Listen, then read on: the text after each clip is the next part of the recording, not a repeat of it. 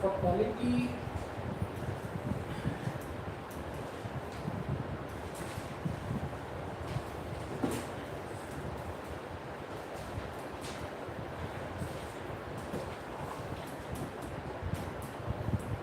this is a subject that is going to come in pre, mains and also out of the interview. In prelims, okay, normally you get a question around 15 to 17. That is an average, okay, what you get in the prelims. It is objective questions what you are getting. But this year, if you see 2026 paper, which has happened on Sunday, last Sunday, you saw that it was okay, 5 to 6 questions have been given. Okay. So this year they have reduced the weightage of okay the polity. But this is okay, this is one of the exceptions that we are finding. This is going to be one of the exceptions. It's not that okay you will be getting okay this every year, but this year there was less number of questions for the polity. And what you see is okay the question level or preference of the question level was a bit changed this year. This year a bit of tougher questions only we are seeing from the polity sections. Okay. So you have to have clarity regarding the concepts of polities. So if you are not having clarity regarding concept of polity, difficult to answer okay questions. So concept of polity you remember it as well as okay facts. Facts also you have to remember. Facts also you have to remember. Okay. So you have to remember the concept, you have to remember the theory, facts, both of these you have to remember it. Next, okay, in mains it is a part of the GS2 paper. And GS2 paper covers 4 major areas. One is okay, in polity sections or constitution sections. The second major is governance aspect. The third is a social justice. And the fourth is okay, your IAS. So this we find in the case of basic polity and constitution, governance, social justice as well as international relations. Here the polity comes around 80 to 100 marks. This much okay you are getting. Polity and constitution along with the bit of governance, you are covering around 80 to 100 marks. And this okay, what this is a subjective one. You have to write questions answer for this. So prelims okay, you are finding the objective, but this is okay subjective one. You have to write answers, questions to question and answers. And the third section that you have is okay interview section. Now in interview, the basic aspect for basic current affairs. Basic current affairs, let's say any bills, any work, okay, institutions, any policies. This can be asked in the case of okay, the interview section. Anything that is in news related to any bills, any institution, any policies, that can be asked in the case of interview section. So this you have prelims, you have a mains aspect and interviews. Fine. Now sources that you have to refer. The sources that you have to refer, first thing is okay, cover NCERT. Basic reading is required of 6 to 8. 6 to 8 NCERTs. Basic reading will do it. Don't make a notes of this. But the focus should be on okay, the NCERT, which is political science. Okay, this is 11th one and 12th one.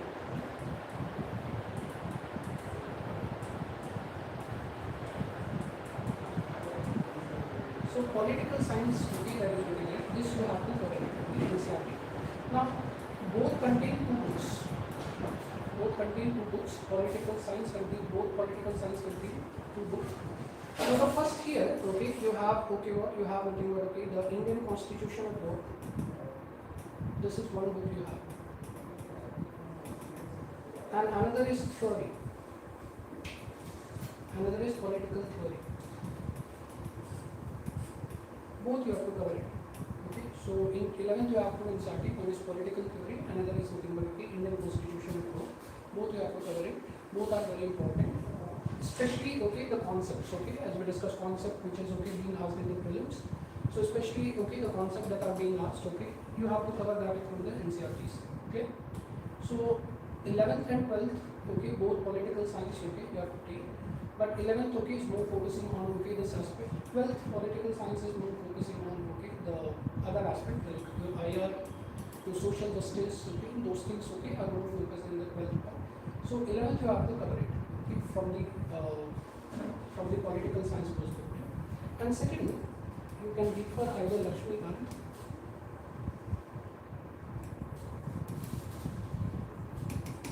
this you can cover Indian polity.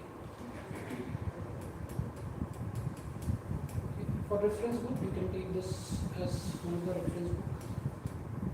But there is also a new book called Courseware on Polity. Either book you can take as a reference book. Either this or this, anywhere you can take it as a reference book. Courseware on Polity. That is also nice book. So either you can refer Lakshmikant for Indian polity as a reference book, or you can take nothing but Courseware on Polity that you can take as a reference book. So this is reference book you have to cover. This is NCERT you have to cover. First you have to cover NCERT. So start with the NCERT and then go on to the reference book. Though will be will be covering certain aspect of NCERT, but full NCERT will not be covering. So whatever the concept that are necessary to understand polity, that will cover. That will cover. But you read it once polity from the NCERT. As more questions directly coming from the NCERT. So normally we have a habit of directly shifting towards reference book, but UPSC in recent times is more asking questions from the NCERT part. In fact, this year also direct questions has come from the NCERTs. So both in case of history also direct questions has come from the NCERT book. Fine art NCERTs, you see themes in NCERT. Polity also NCERT book directly has come. So refer the NCERT, don't skip NCERT. So this is basically approach that you have to keep in mind with regard to polity. What syllabus you have, what reference book that you have to refer. These are the basic books. Fine. Now we'll start with the topics. The first topic that you have is a constitution. The first topic that we have is the constitution. So what is constitution? What do we understand by constitution? Why do we require a constitution?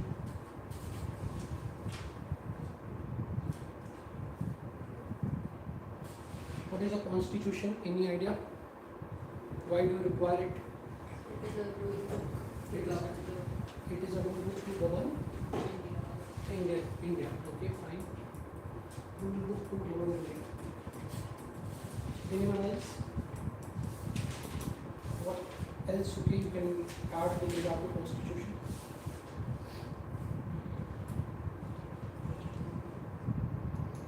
What else you can cover with regard to constitution?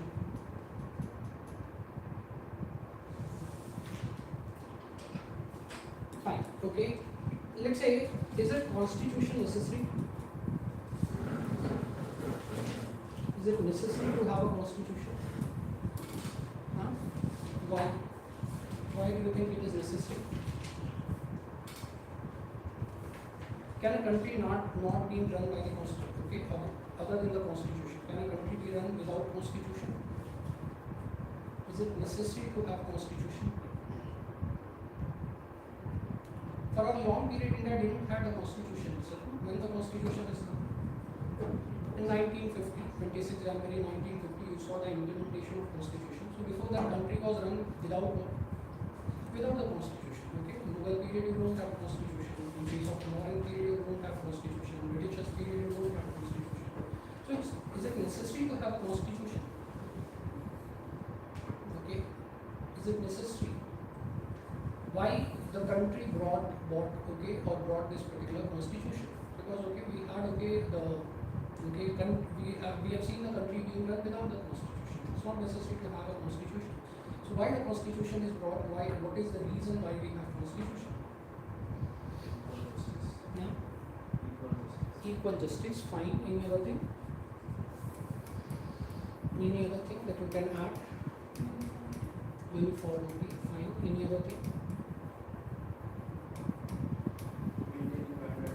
Maintaining law and order. Fine.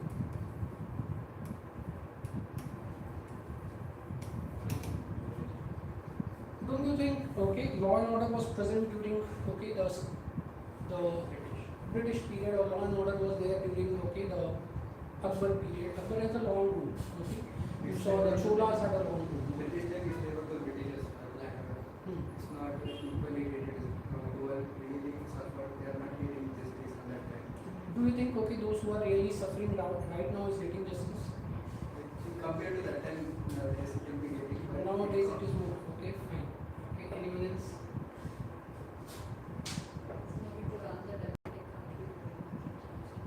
To run a democratic country, you need a constitution. Fine. See, the very reason why constitution is required, because constitution in simple sense is it contains set of rules which are fundamental for the governance of a country. It contains a set of rules which is fundamental for the governance of country.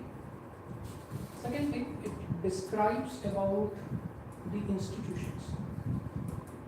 It describes about the institutions. What are the institutions that are necessary for the governance of the country? It provides certain rights to the people. It provides certain rights to the people, like we discussed, fundamental rights. Fundamental rights. It provides certain certain welfare guidelines for the citizens. Like we have DPSP sections, Directive Principle of State Policy. Fine. So in simple sense, the constitution has constitution has a set of rules. It contains certain set of rules, and this set of rules are very important. These are fundamental rules of the country required for the governance of the country. For governance, you require certain institution. What are the institutions that we have? We have legislature as an institution, like parliament.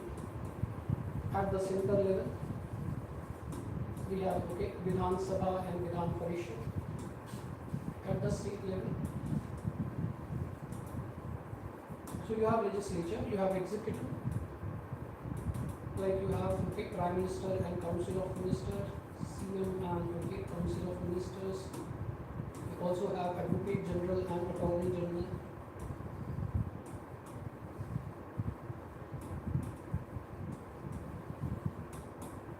So you also have Advocate General and Attorney General. So you have legislature also, executive also, and you have judiciary also. So you also have judiciary like Supreme Court, High Court. You also have subordinate court. So all these are institutions that you have created. Along with that, Constitution also mentioned what other institutions like Election Commission is mentioned, UPSC is mentioned. Different institutions are mentioned. That is okay. So what are the institutions that is required for the governance of the country? That is mentioned in the case of constitution. Okay. So constitution leads the foundation for the governance. It provides the foundation for the governance. Okay. And it provides certain rights to the people. These rights are necessary for what? These rights are necessary for development of people.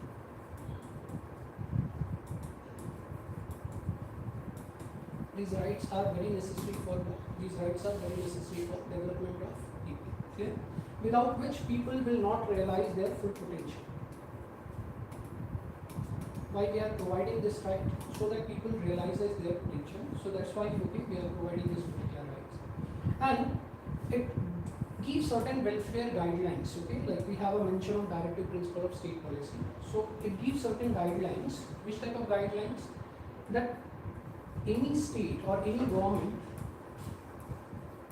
has to follow while making a policy. So whenever, okay, you are making any policy, you have to follow certain directives, certain guidelines, which is mentioned in the case of constitution. So that, okay, there is nothing but, okay, welfare of people. Clear? So this is the reason why we have a constitution. Constitution has, okay, these elements that is, okay. Clear? Now, as we discussed, okay, it's not necessary to have a constitution. A country can be run also without constitution, but constitution provides what? Constitution provides a foundation for the, okay, governance. Okay, it provides certain rights to the people. These rights are important. Why these rights are important? Why these rights are important? We are saying that these rights are very necessary for development of people, and people need to achieve their potential. Okay? What if these rights are not provided? What if these rights are not provided? They will not have faith on the government. Fine. Any other reason? Any other thing? No justice. Fine. Any other thing? Like you have, okay, what? Certain fundamental rights that is mentioned.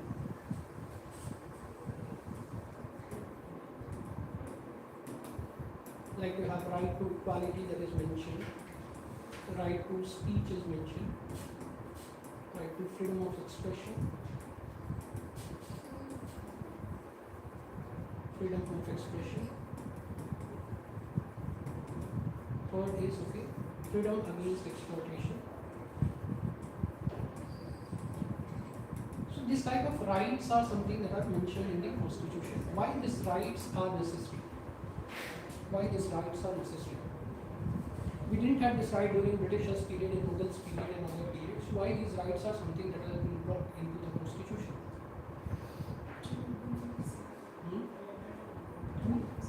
To become safe. Any other reason? The reason this has been brought is to limit the powers of government. To limit the powers of government. The reason this has been brought is to limit the powers of nothing but the government. Sorry for the interruption. I wanted to invite, introduce to all my students. And please sit. Sorry, I would have come a little early. Please come. Please pull that and sit here. You know him? ಎಲ್ಲರೂ ಹಣ ಗೊತ್ತಾ ಆದರೂ ಕೂಡ it is my duty to invite Sri Saurabh Pandey ji. Saurabh Pandey, I would like to introduce. 3 times he has went for a PT, personality test in UPSC, and almost all UPSC academies, we used to go. You name any subject, he will teach. This would be, supercomputer, I would say. He's a wonderful person, humble person, and very, very helpful. It is proud and privileged to have in our academy, and I take this opportunity, Saurabh Pandey ji, on behalf of our academy, on behalf of all of you, and my president, I heartily welcome to you, sir. And I request all my friends to make use of his vast knowledge, and be here. Why you are not come in the morning? Please do come in the morning, because you have a wonderful next level faculty in our academy. Please make use of this. All the best. Thank you.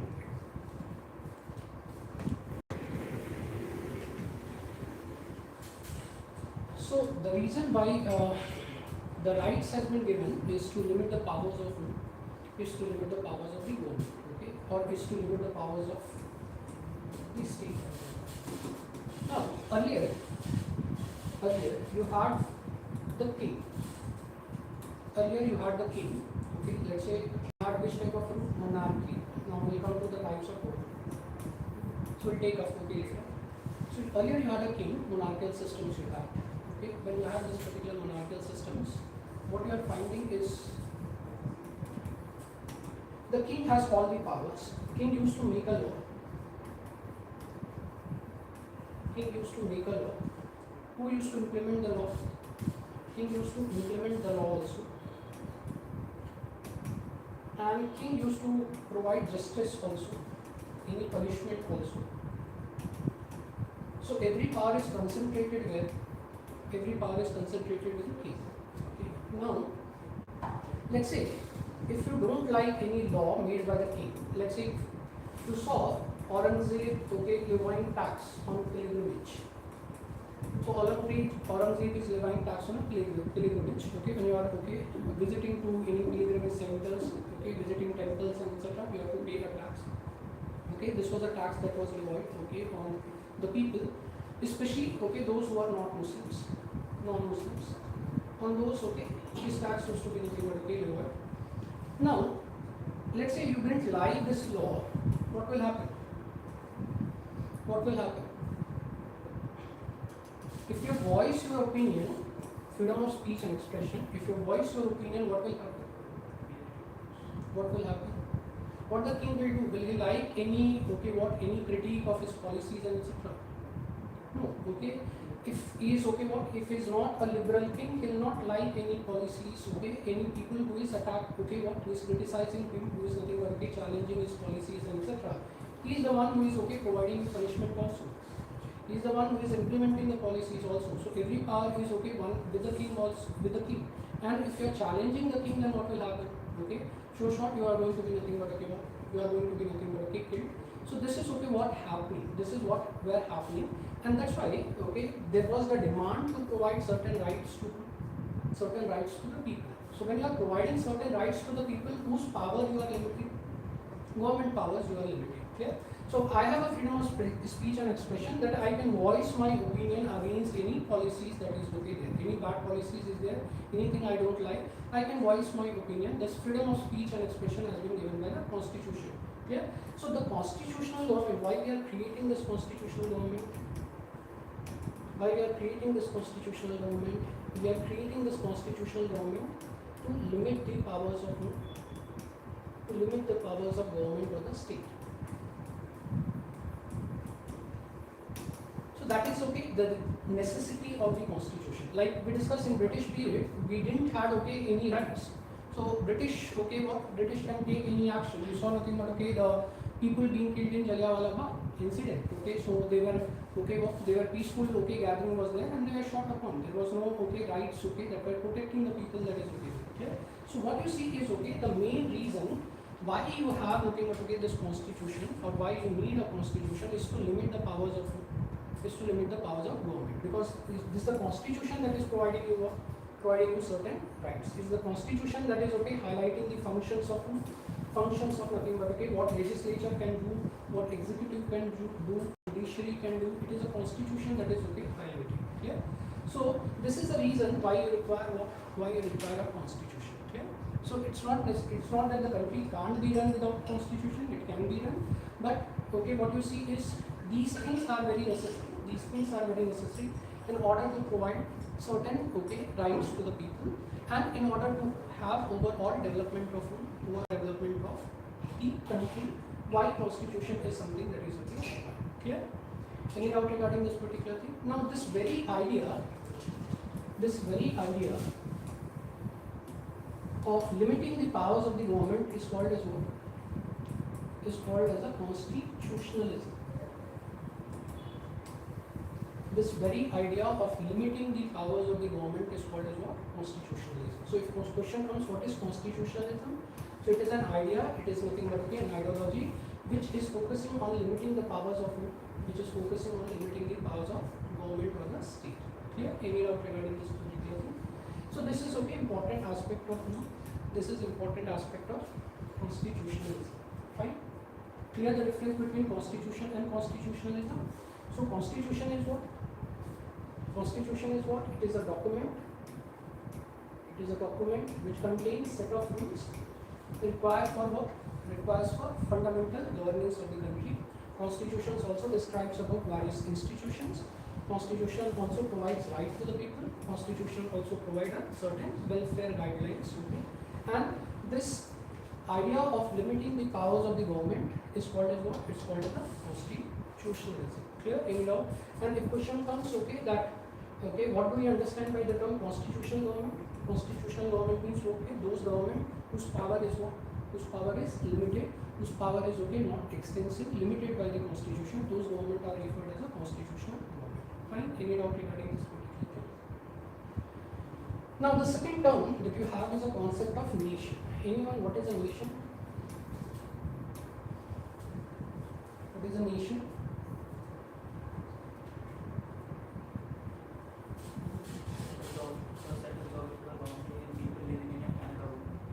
Set of okay, geographical boundary, people living in it. Okay.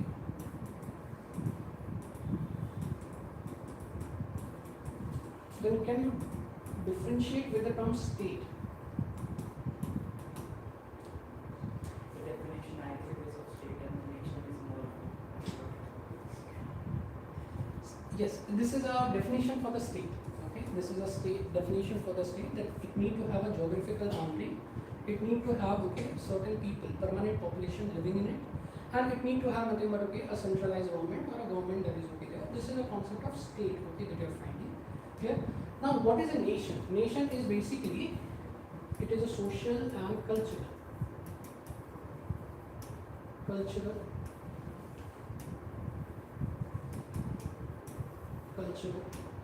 imagined community.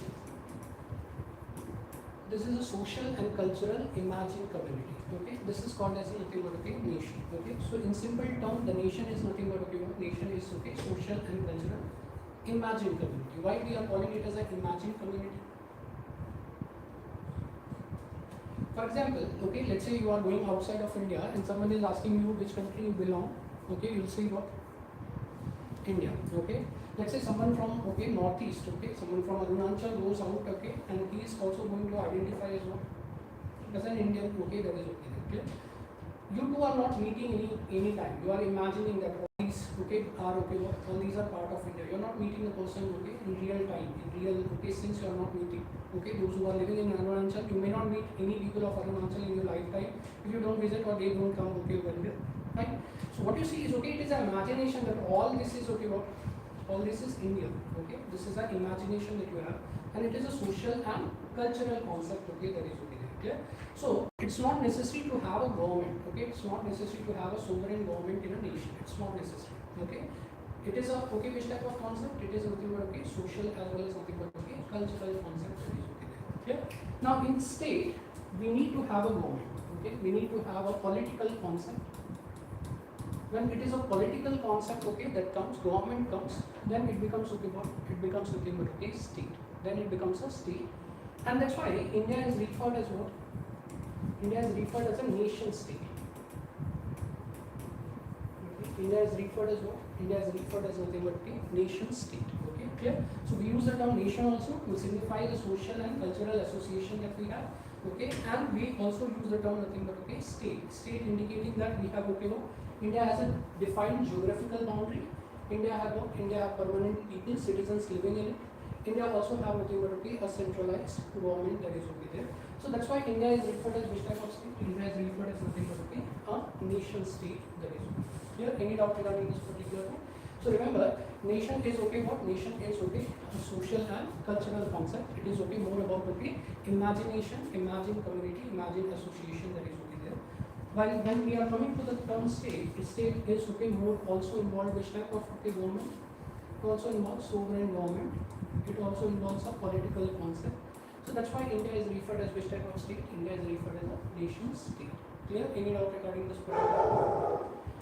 Next, okay, you also have to keep in mind the difference between government and governance. Can you differentiate these two terms? What is government? What is governance? What is government and what is governance? So government basically is okay. What is basically is an institution. government basically is what? Government basically is an institution. Okay, and what processes, what methods, what ideas that are being adopted, okay, by these institutions to administer the country, is called as what? Is called as nothing but okay, governance. Okay, so what is government? Government is an institution that is okay there, and what processes this okay institution is adopting, method that this institution is adopting, or ideas that institution is adopting in order to administer the country, then it is called as what? It is called as nothing but okay, governance. Clear? Any doubt regarding this particular thing? Like we have okay what? We have Prime Minister and we have Council of Ministers at the top. We have bureaucracy. We have nothing but okay what? Then Group C and Group D. Okay, so these are okay what? These are the institution we have created in order to nothing but okay what? In order to nothing but okay, govern or administer the country, that is okay there. What processes it is using, like e-governance is there, digital medium, whatever service you are providing, okay, through okay electronic medium. So if you are delivering services, let's say okay, you are delivering passport, online licenses you are making, okay, online birth certificate you are making, okay, then okay, it is going to be called as what? E-governance. Okay, it is going to be called as e-governance. What medium we are using? Digital medium we are using. So okay, the method, the process, the idea that we are using to administer the country is going to be called as governance. Okay, clear? So in okay, who you are trying to administer? As a government is trying to administer public. Any other thing other than the public? Anyone else? Okay, government is trying to administer external relations. Fine. Any other thing? Wealth of the country. Fine. Any other thing?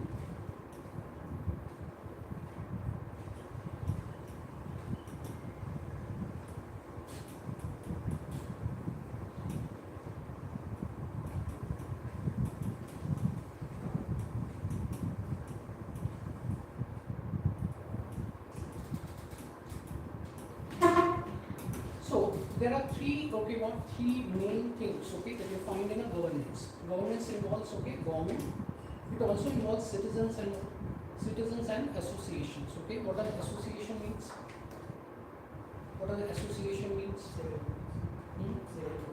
Civil bodies. Okay, kind of civil bodies. You can okay like you have okay what you have trade unions, you have labor unions, you have okay farmer associations. Okay, you have okay different type of associations okay that are there. Self-help groups are there. So you have citizens and associations okay that are there.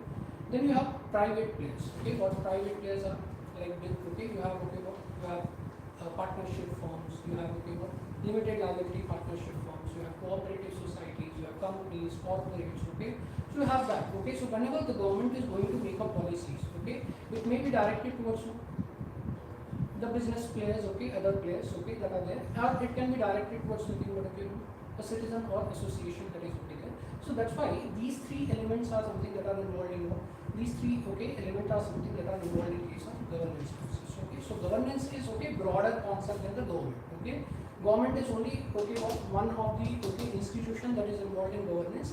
Other than that, okay, there are other institutions also involved in case of nothing but okay governance process. So governance is a broader term than the government. Fine. Any doubt regarding this particular thing? So clear the difference between government and a governance. Government is what? As an institution, it is okay functioning, and what is a governance?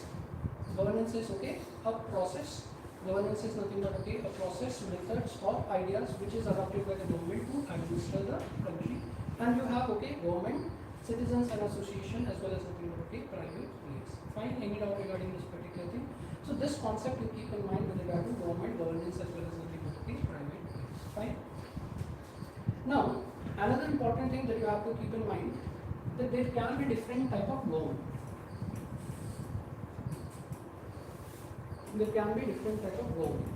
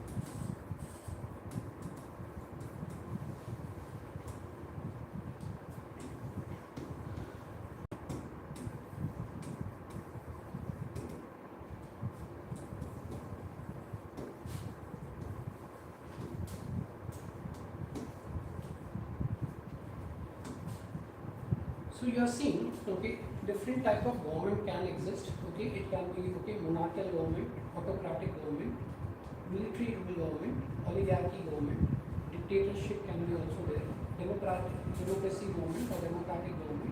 Could be direct form of democracy also and indirect form of democracy also. You can have a federal government also, military government also, theocracy also. So all these are okay. All these are nothing but the concept of government. Okay, all these are concept of government that you have to keep in mind. Fine. So what is a monarchy? As we discussed, monarchy is one person. Okay, king rule. King rule. And here the power is okay concentrated in what? Power is concentrated in one particular person. And this power transfer here is what? Power transfer here is okay hereditary in nature.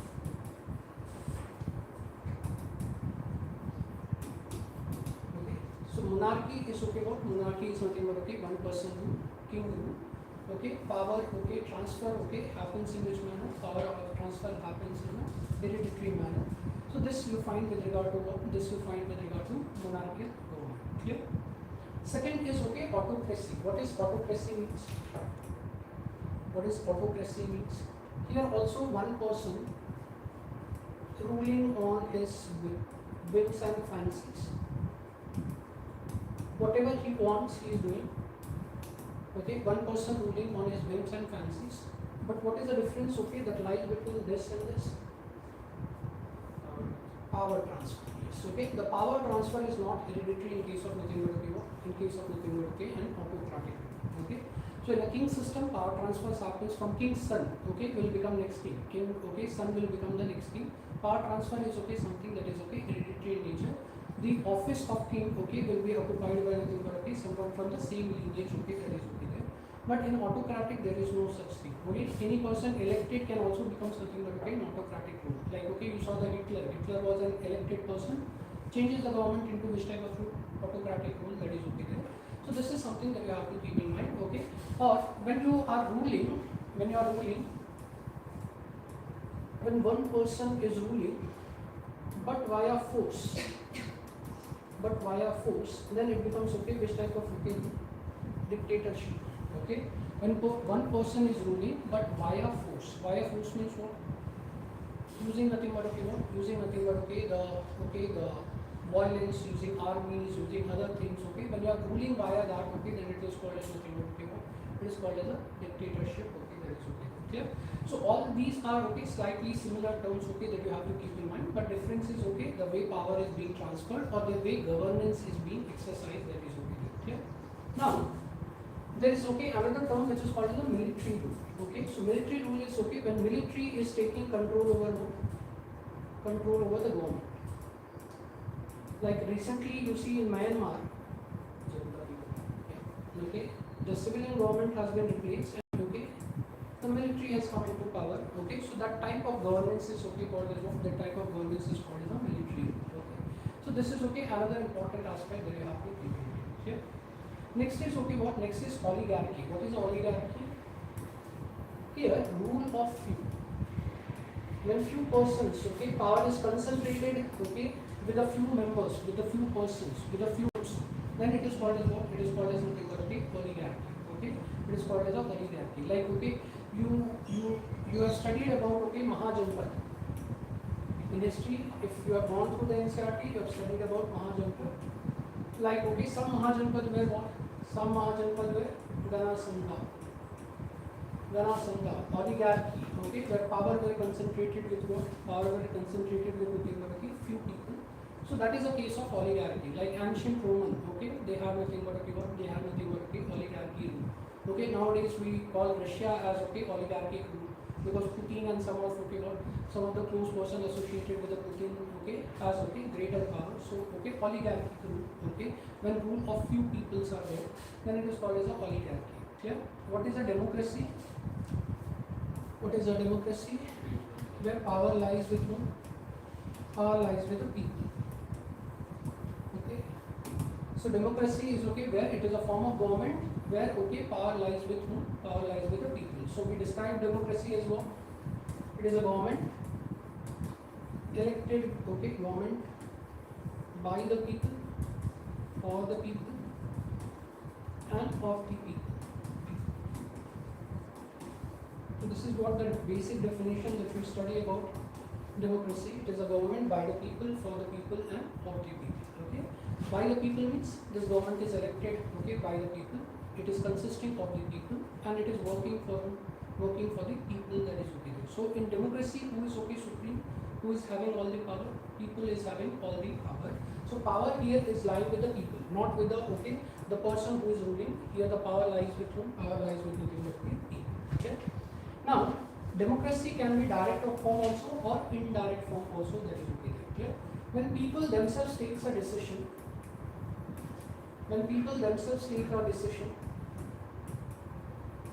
okay, then it is called as which form of democracy? Direct form of democracy. When people themselves take a decision, then it is called as something about direct form of democracy. Fine. For example, let's say the people decide whether they want to pass a bill or not. Okay, so they will vote, okay, whether to pass a bill, or they will vote whether to not pass a bill. Okay, that is okay. So who is voting? People are something that are voting. People are deciding, okay, that whether to pass a bill or not to pass a bill. So this is okay. Which type of democracy? This is something like direct democracy. For example, a form of direct democracy you can see in India at the local level. A form of direct democracy you can see in India at a local level, where Gram Sabha, okay, is deciding that what type of developmental activities shall be taken at which level? At the village level.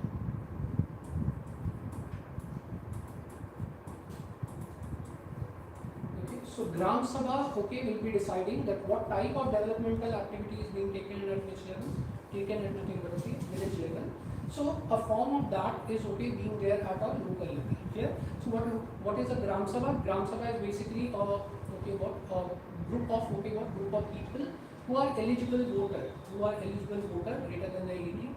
They used to nothing but decide what type of developmental activities, whether money should be invested for road or for irrigation or for power development or for mining. Okay, what type of developmental activity should be taken, that is decided by the Gram Sabha. So here people themselves are taking a decisions whether to nothing but do any work, not do any work. Okay, then such type of democracy is called as what? Such type of democracy is called as a direct democracy. But India is mostly having which form of democracy? India is mostly having indirect form of democracy. So indirect form of democracy, here people are people are choosing their representative. Okay, so people are choosing their what? People are choosing their representative, and this representative will decide what? This representative will decide things on behalf of the people. He will take decision on behalf of the people. Okay, so people are choosing their representative, and this representative will take a decision on behalf of nothing but people. Clear? So people are choosing the representative. We call representative as what? Like in India, we call them as what? Either MP or MLAs. Okay, to whom you are electing, member of parliament you are electing, or member of legislative council you are electing. So you are electing either MPs or MLAs, and MPs and MLAs takes a decision on behalf of you. They pass the bill, they take any policies, decisions and etc. on behalf of people. So that type of democracy is called as what? That type of democracy is called as a indirect democracy, because people are not directly taking a decision; it is their representative that is taking a decision. So that type of democracy is called as indirect form of democracy. Fine.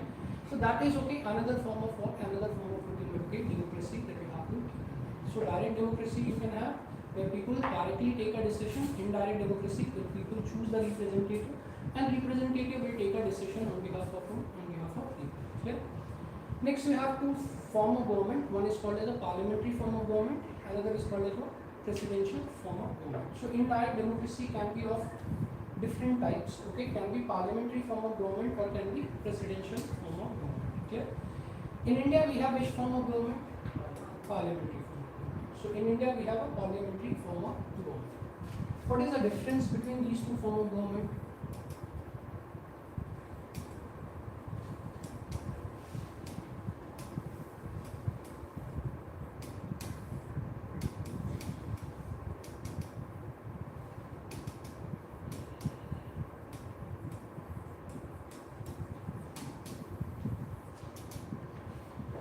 what difference, okay, basic difference you are finding between these form of government, parliamentary form of government or presidential form of government? What is the basic difference? So in a parliamentary form of government, what you see is, okay, no, legislature and executive are not clearly separated.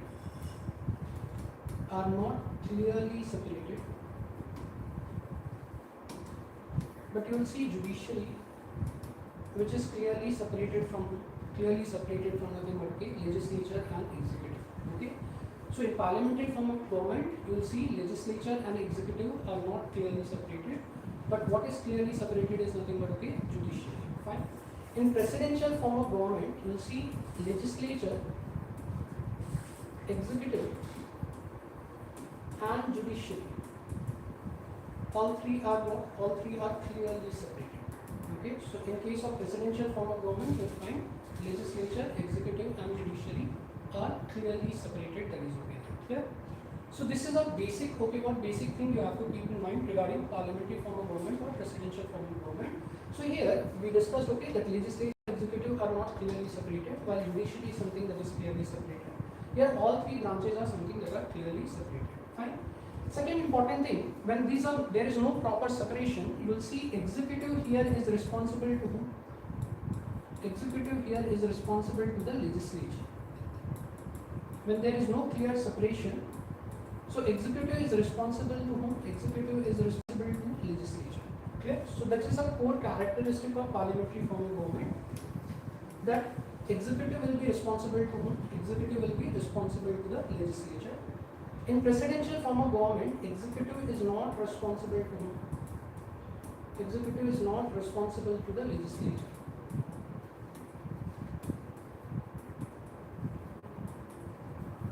Executive is not responsible to the legislature.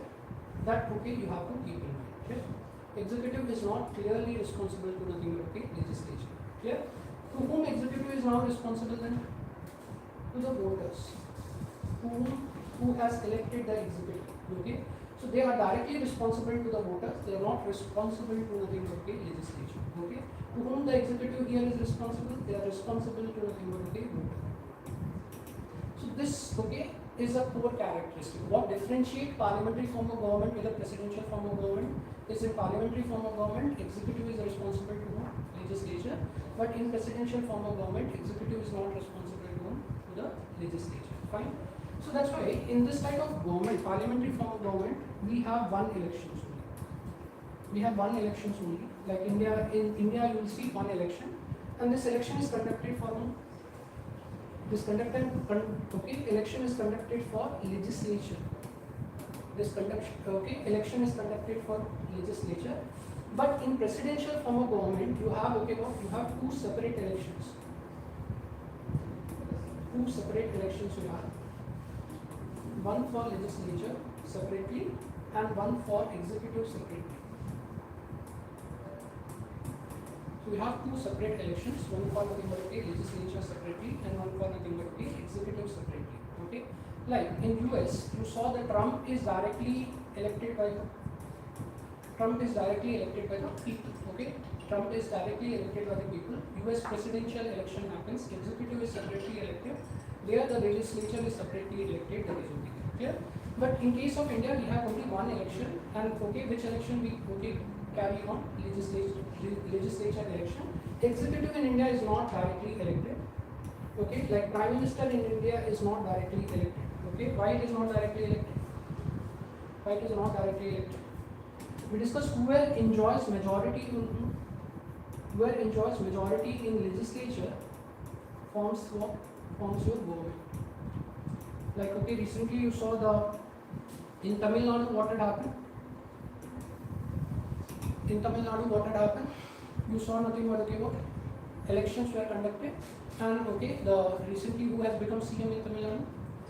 Actor Vijay, okay, he has become a CM. So he, okay, what? He's not directly, he's okay, what? He's one of the MLAs. His party has got now the majority, and as a result, as a majority leader, he has, okay, what? He has become nothing but, okay, a chief minister. So okay, you are not elected the chief minister directly. Whoever enjoys the majority in the legislature will form okay what will form some government. Okay, clear? Any doubt regarding this one? So in India, okay, we have only one election that we can that we have for only legislature. We don't have a separate election for executive. So either we elect MPs or MLAs. Like okay, you see Prime Minister Modi is from Varanasi constituencies. Is MP from Varanasi constituency, that is okay there. So you see here, executive is part of legislature. Executive is part, because Prime Minister is also an MP, member of Parliament, and Prime Minister is also an executive, that is okay there. So here executive is part of legislature. That's why we are saying legislature and executive is not separated. Clear? But here Trump is not part of legislature, because legislature and executive is clearly separated over there. Clear? Any doubt regarding this particular thing? So here two separate elections. Here you have one elections that is okay there, and whoever enjoys the majority in the legislature forms forms something government. So this is the parliamentary form of government, that is okay there. Yeah? So here you can write executive is part of legislature. Executive is part of legislature. That's why legislature can question the executive. That's why we are saying he is responsible. Legislature can question the executive. But since here executive is not part of legislature can't question the executive, that is okay. Clear? So that's why you see nothing but here executive is directly responsible to the voter, not to nothing but legislature. So in presidential form of government, executive is not part of legislature.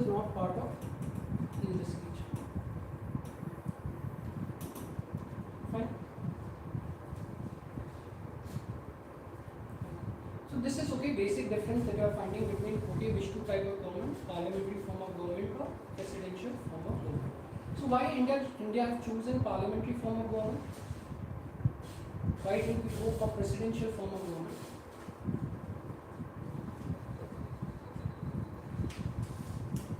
Why do you think India has chosen parliamentary form of government over presidential form of government? Due to the population. Find any other reason? Any other reason? It is because of we were more familiar with this system. Why we were more familiar with this system? Because British. Yes. British is following which type of system? Parliamentary form of government. So since British were ruling us, parliamentary form of government were there through various acts in India, through various series of acts British has introduced. This type of systems were running in India. We were more familiar with this system. That's why we adopted which form of government? Parliamentary form of government, rather than which form of government? Presidential form of government. Clear? Any doubt regarding this one? So the reason why India have chosen this is parliamentary form of government is we were more familiar as British were ruling us. And British already has established this particular system. Already this system was running in India. So it becomes easier to adopt this particular system rather than bringing presidential form of government. But nowadays later on we'll discuss in detail, there is a demand to switch towards there's a demand to switch towards presidential form of government. Why there is a demand to switch towards presidential form of government? Why do you think there is a demand to switch towards presidential form of government? Any other reason?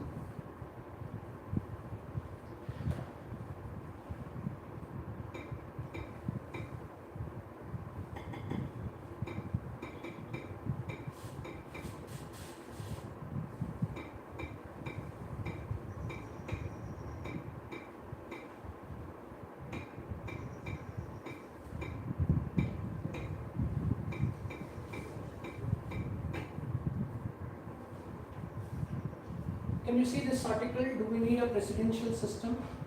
The Hindu has come out with this particular article.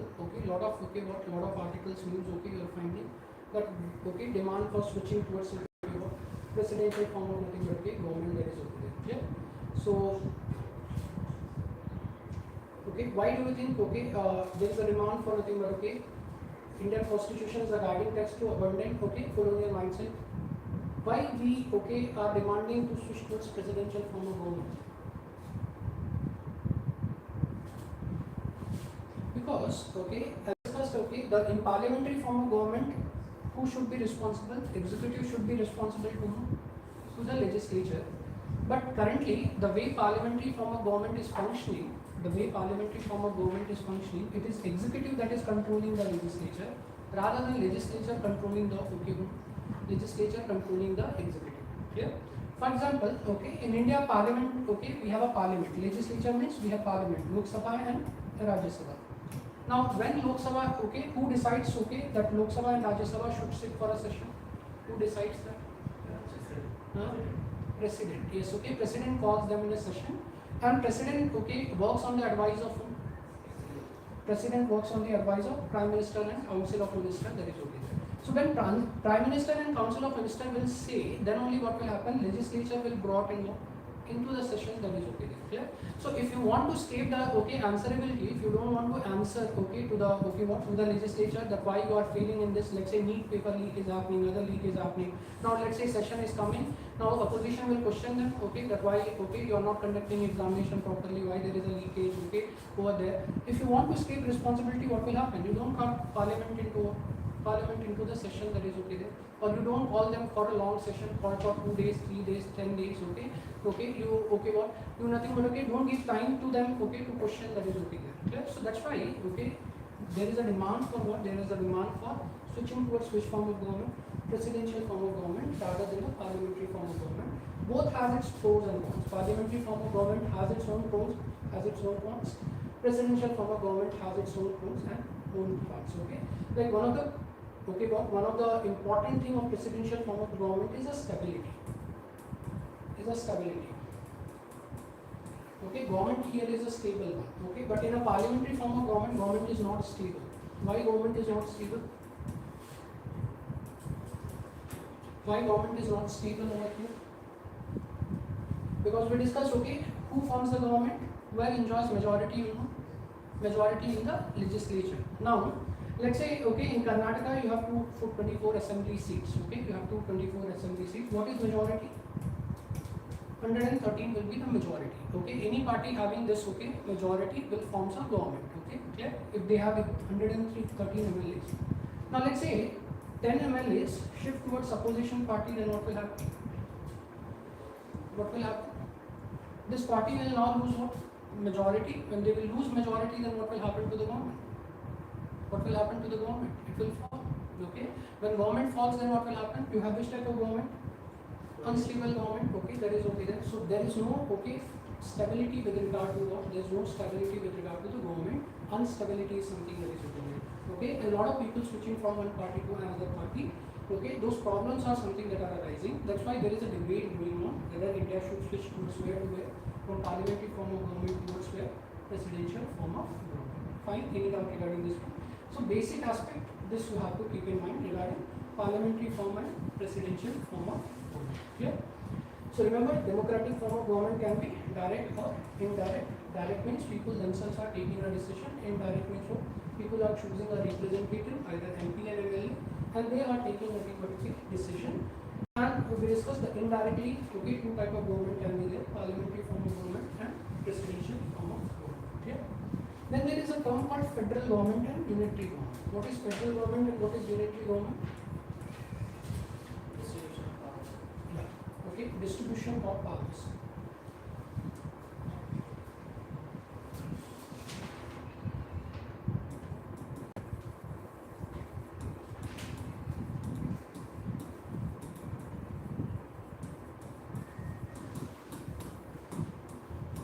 So federal government, when power is divided between center and state, okay, then such type of government is called as a federal government. Okay, division of power need to be there. Okay, so one of the essential characteristics of federal form of government is what? Division of power. Division of power. This is an essential characteristic. Unitary form of government means here power is all power is there with the center only. Power is not shared with the state. Power is not divided with the state. Okay, all power lies with the central. Okay, centers only. Like UK is which form of government?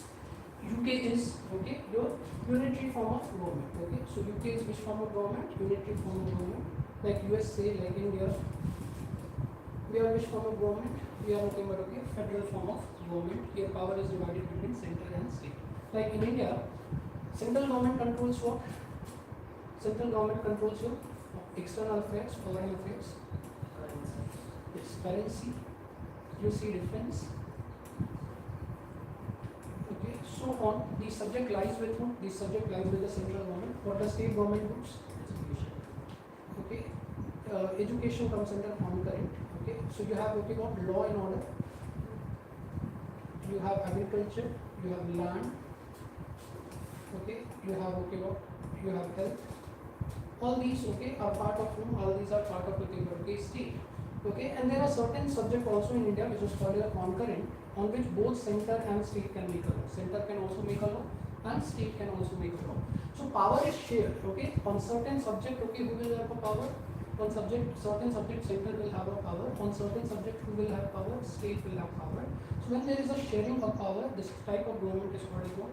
This type of government is called a federal form of government. Clear? So in a federal form of government, what is essential characteristic? What is the essential characteristic of federal form of government? Like in India, we discussed, okay, we have a federal form of government. So what is the essential characteristic of a federal form of government? What is the essential characteristic? One, okay, as we discussed is what? That there should be division of power. This division of power should be mentioned where? Should be mentioned in the constitution. So one thing that you require is which type of constitution? Written constitution. Like UK has which type of constitution?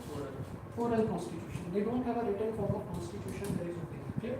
So why you need a written constitution? You need to specify which power lies with whom, which power lies with the center, which power lies with the state. So you need okay which type of constitution? Written constitution. There is nothing. Clear? Then you require rigidity of the constitution. You require rigidity of the constitution. Constitution need to be rigid in nature. Why rigid in nature? Why rigid in nature? Otherwise, okay, central government can amend the constitution and take this subject from where to where? From nothing but okay, state to nothing but okay, the center. Okay, so if central government takes the subject from state to the center, what will happen? What will happen? Let's say these subjects are mentioned in the law and order, agriculture, land. These are mentioned as a state subject. Now these subjects okay are moved from here to here. Amendment of the constitution. What will happen? Then you don't have a division of power because all subject has moved from where to where? From nothing but okay, state to nothing but okay, center. So you require which type of constitution? Rigid constitution, so that easily can't be amended. Constitution cannot easily be amended, and subject cannot be moved from here to nothing but okay, here. That is okay. Here, any doubt regarding this particular thing? So you also require the rigidity of the constitution. Another main feature that you require is what? You require okay the independent judiciary. You require which type of judiciary? Independent judiciary. What is independent judiciary? So just now we discussed, okay, in parliamentary form of government, what is there? In parliamentary form of government, judiciary is clearly separated from the legislature and executive. In presidential form of government also we discussed judiciary is clearly separated from what? Legislature and executive. So independent judiciary means what? When judiciary is clearly separated from the others, okay? No one is controlling nothing but okay, judiciary. This is clearly separated from the others, okay? Then it is called as which type of judiciary? Independent judiciary, that is okay. Clear? For example, let's suppose okay that okay there is a okay what there is a some trouble between center and state, okay? There is a some trouble between center and state. Now state is going to the judiciary, to the Supreme Court. State is going to the Supreme Court, saying that okay what saying that center do not have a power to make laws on this subject. These subjects are with the state, but center is making a law. So what will happen? There is a trouble. Now judiciary has to decide. Now judiciary is deciding the case in the favor of whom? In the favor of center. In the favor of state, saying that state are correct. They are okay. They are nothing but okay. The claim are correct that okay center do not have a power. Judiciary is deciding favor in the okay.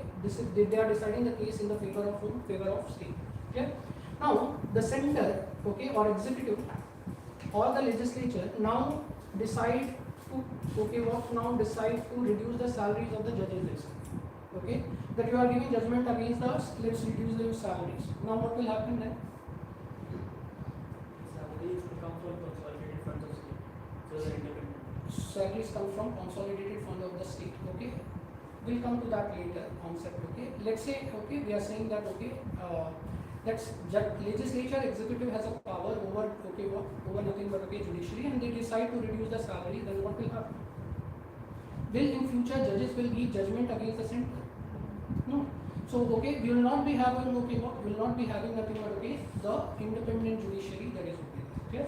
So for judiciary to become independent, it should be separated and not controlled by legislature and executive, that is, okay. Clear?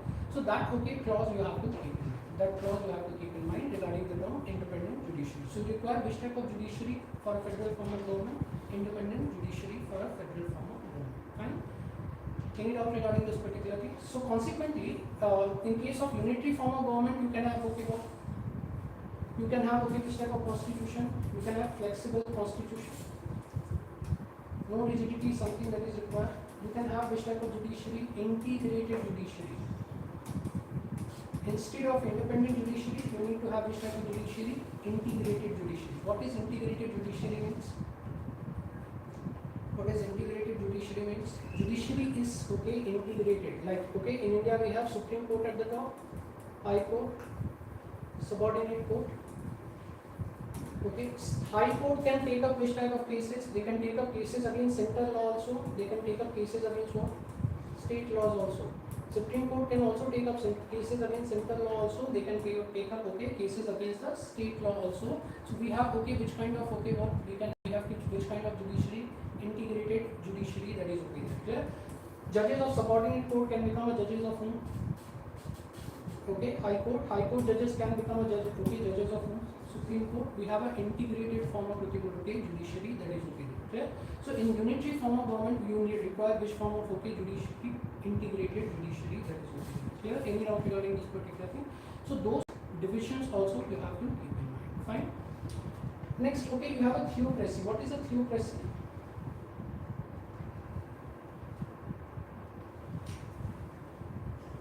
So next we have a theocracy. Okay, what is a theocracy? When there is a, okay, what? When there is a religious head also equals to your political head, then that type of government is called as what? Theocracy. When religious head is also a political head. Like, okay, recently you saw in Iran, okay, okay, who was killed recently in the strike? Yeah, Ali Khamenei has, okay, been killed. Ali Khamenei is a Shia religious leader also. Okay, he is a Shia religious leader also, and okay, he was a political head also, that is, okay there. So those type of government are called as which government? Theocratic government, that is, okay there. Clear? So you have different form of government that you have to keep in mind. Clear? So clear the difference between government and governance. Anybody is now having any doubt? So we discuss government is what?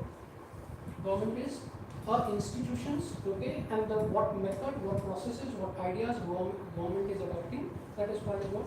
That is called as a governance.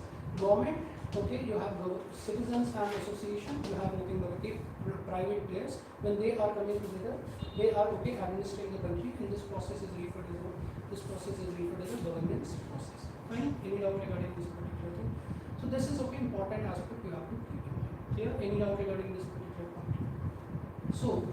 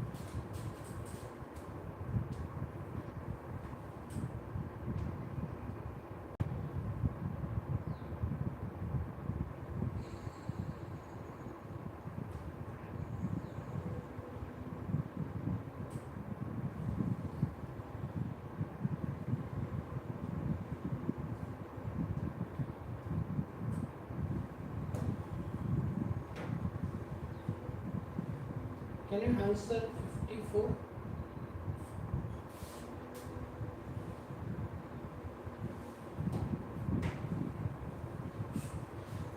Can you answer 54?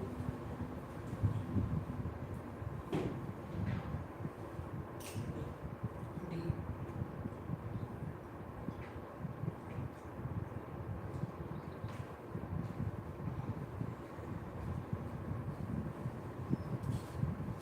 So constitutional government means a representative government of a nation with federal structure. Okay, just now we discussed constitutional government means what? A government which have a limited power. Okay, so this answer for this is going to be what? A government limited power by the terms of the constitution. Clear? So this is okay, one of the questions that has been asked in the case of examination. Clear? Now another thing that you see is okay what?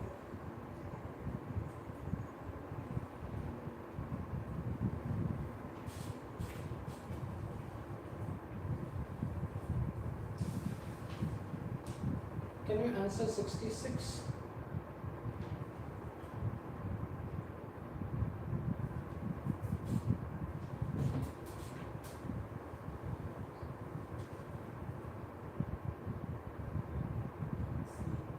C.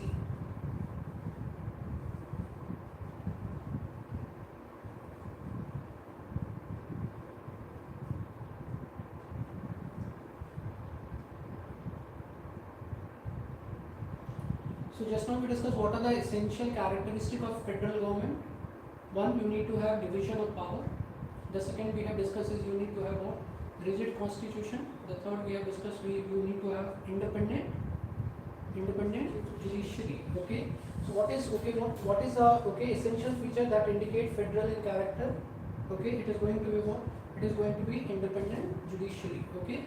So this is how the question has been framed in the case of nothing but okay, examination. So you have to remember okay what are the essential features of parliamentary form of government, what are the essential features of presidential form of government, essential feature of federal form of government, essential feature of unitary form of government, essential feature of nothing but okay what okay the monarchy or okay other form of government. Remember those okay this type of questions okay that are coming in the case of examination. Clear?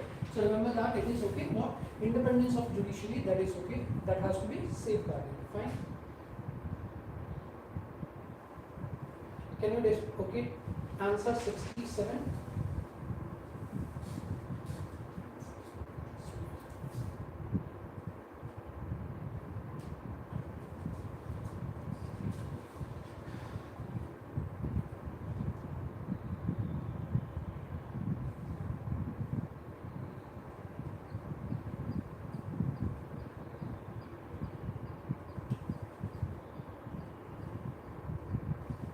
These are statement A and B. Now we are coming to C and D.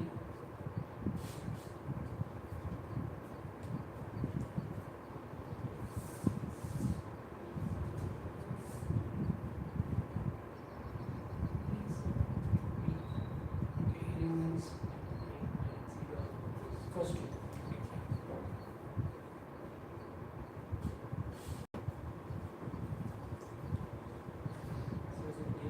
Is it A? Okay, fine. Anyone else? C. Okay, anyone else?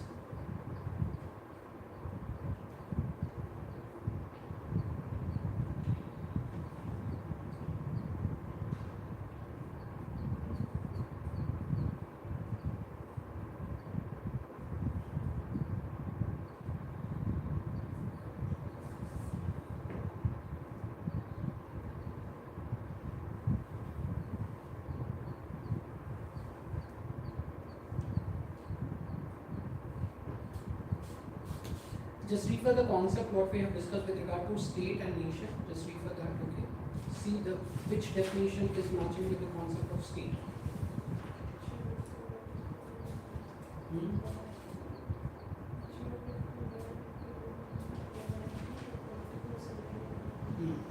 So we discussed for state you need to have what?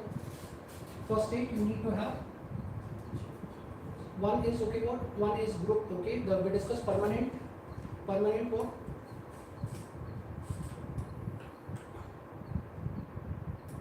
So one you need to have is what? One you need to have is a permanent population. that we need to have. Second thing we have discussed is we need to have a geographical territory. Okay, and the third we discussed you need to have a government, organized government, sovereign government. Okay, that is what we have discussed. These three concept is defining the state. So which is okay, what which is nothing but okay, the best matching the definition. A community of person. Community of person means what? Talking about which one? Population. Okay. So community of person means it is talking about okay population that is okay there. Permanently occupying a definite territory. So it is talking about which one? Geography. Permanently occupying a geography that is okay there. Independent of external control and possessing a organized government. So government is okay something that is okay sovereign in nature, not controlled by anyone. So which is okay best defining the terms here is the A defining the terms A that is okay clear. Okay, so it is a community of person permanently occupying occupying a definite territory, independent of external control and possessing a organized government. Clear. So this is something okay you have to keep in mind. This type of questions you are getting in the case of in the case of examinations. Fine.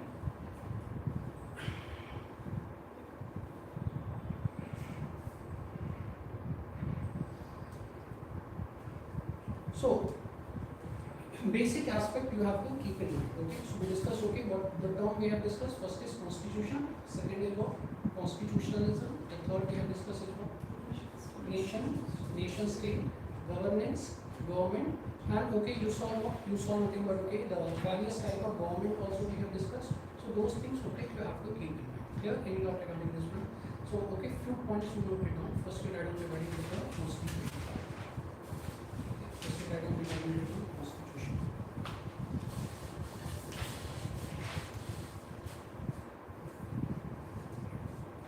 constitution.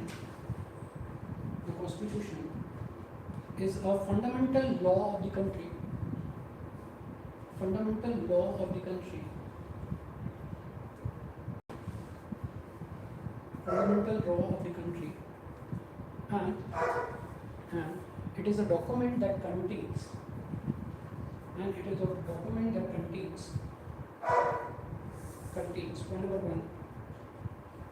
Point number one, the rights and duties of the citizens. Rights and duties of the citizens. Rights and duties of the citizen. Point number two.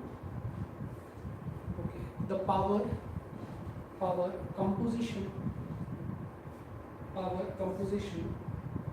and functions of different organs of the government. Power, composition, and functions of different organs of the government. Different organs of the government. Point number three. The rights and relationship. The rights and relationship between government and the people. Between government and the people.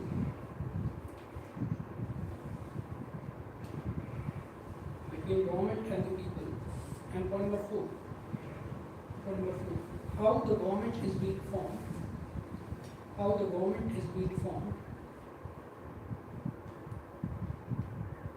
And what policies or directives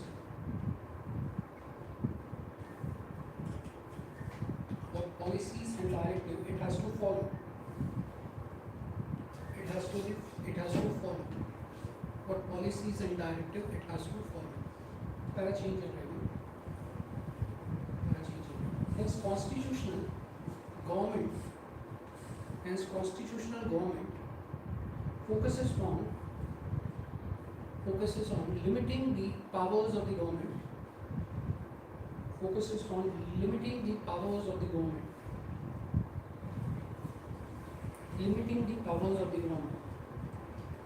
An Indian constitution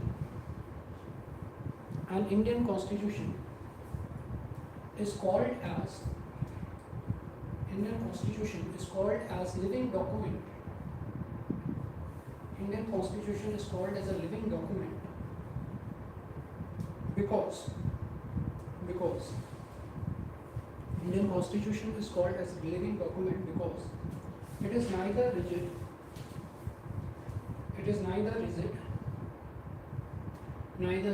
nor static. Indian Constitution is called as a living document as it is neither rigid nor static, and it can adapt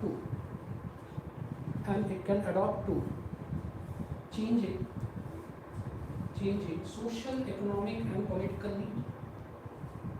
It can adapt to changing social, economic and political need. It can adapt to changing social, economic and political need.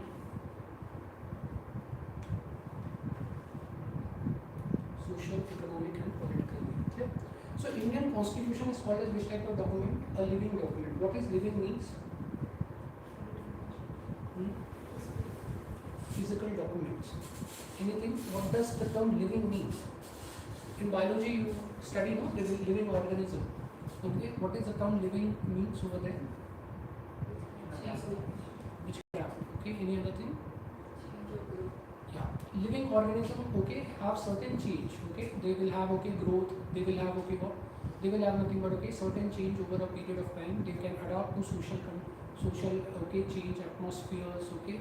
So what you see is, okay, that is what we call as a living. Living means, okay, you are, okay, you are nothing but, okay, responding to certain external things, okay, you have capability to respond, okay, to the external scenario, external environment. Like that, Constitution of India is also called as a living document. Living document means what? It keeps on changing. It is not something that is, okay, static. As and when society is something that is, okay, changing, Constitution can also be changed. Like, okay, you saw recently in the Constitution you saw women reservation bill, okay, was, okay, done, and, okay, what you see is, okay, provision for reservation of women in elections, contesting of, okay, elections. You saw those provisions were nothing but, okay, brought. Why this provision has been brought? Why this provision has been brought? That women should be, okay, seats shall be reserved for women for conducting, okay, in the case of election. Why this provision was brought? Okay, because now you see nothing but, okay, what? Women are demanding the rights, okay, they are more educated, taking political participation, okay, so they are demanding this, okay. When society change, okay, what will happen? Constitution is able to adapt to the situation that is, okay, there. That's why Indian Constitution is called as which type of document? A living document. Clear? Any doubt regarding this particular thing? Right. Okay. Add at the word. The Indian Constitution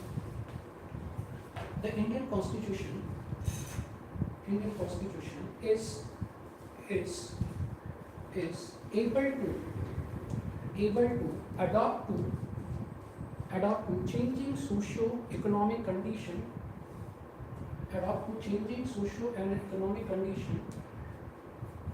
through point number one, through changing socio-economic condition through point number one, amendment to the Constitution.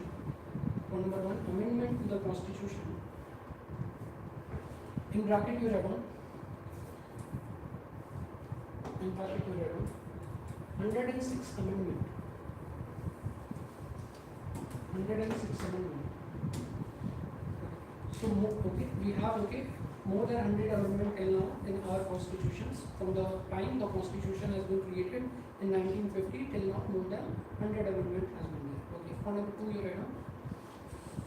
Number 2, the judiciary interpreted the Constitution as per contemporary requirement and need. For example, Article 21.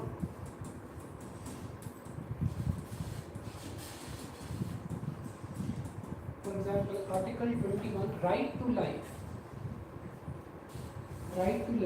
and personal dignity. Article 21, right to life and personal dignity has been expanded by judiciary. Right to life and personal dignity has been expanded by judiciary by judiciary, and it included right to privacy, right to privacy, comma, right to safe environment,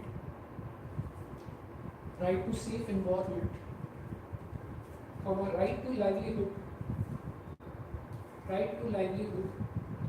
as part of Article 21.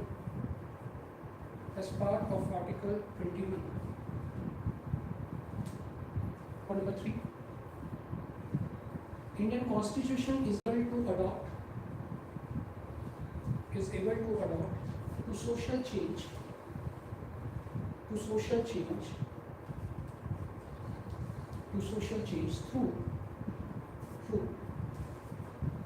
judicial decisions,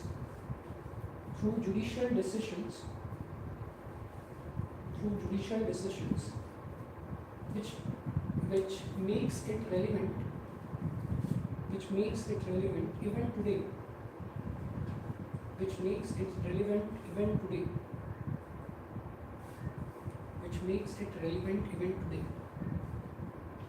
Right? So we are saying that Indian Constitution is adopt to judicial interpretation. What is judicial interpretation? Like judiciary is interpreting various provisions of the Constitution. Recently, judiciary has interpreted Article 200 and Article 201, whether governor has a power to ascend the bill, not have the ascend the bill. Interpretation has been done. So what is interpretation? We'll come to the article, then we'll discuss over there. Just remember that judiciary can interpret any article of the Constitution and can nothing but can make it more relevant as compared to surrounding or as compared to contemporary society. That is okay.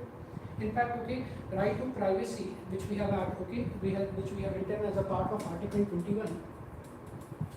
This right to privacy in 1976, ADM Jabalpur judgment. Supreme Court rejected right to privacy as a part of Article 21. But in 2017, Supreme Court accepted the right to privacy in case Kutuswamy case. That is there. So what you see is as the society is changing, you see nothing now internet is there. Now what will happen? Data leakage is happening. Privacy is something that is now becoming more important. Now Supreme Court has accepted right to privacy as a part of Article 21. So what you see is that Indian Constitution is open to interpretation. That's why it is called as which type of document? Living document. That is clear. So what you have to keep in mind is what Indian Constitution is, why it is called as a living document. It is called as a living document as it can be amended. It can be expanded by the judiciary, or it is open to which type of interpretation? Judicial interpretation, which can change as per situation. That is clear. Any doubt regarding this particular thing?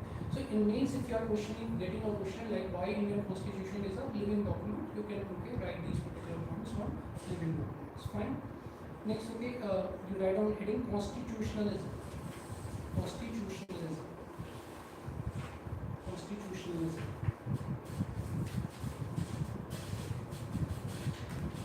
The constitutionalism is an idea that limits the power of the government.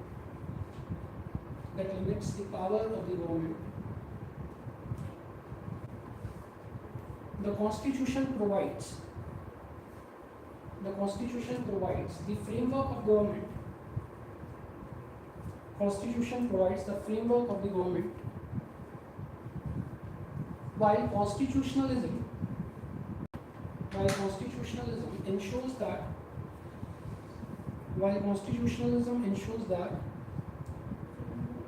framework of the government, while constitutionalism ensures that government power is limited,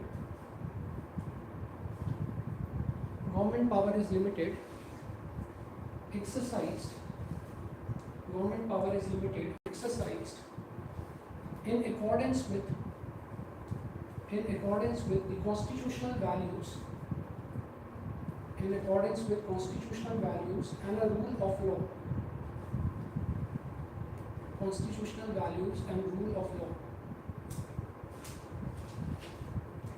Rule of law. Hence, constitutionalism requires.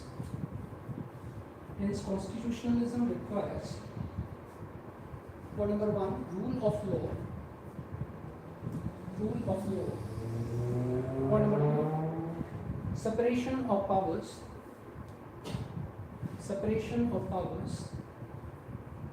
Point number three, independent judiciary.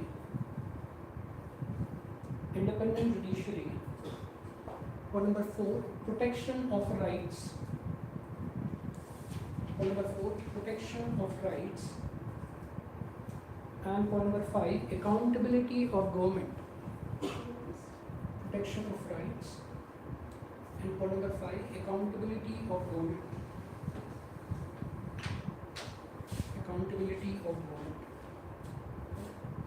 So this is okay, but this is the term constitutionalism. Okay, have a break and then we'll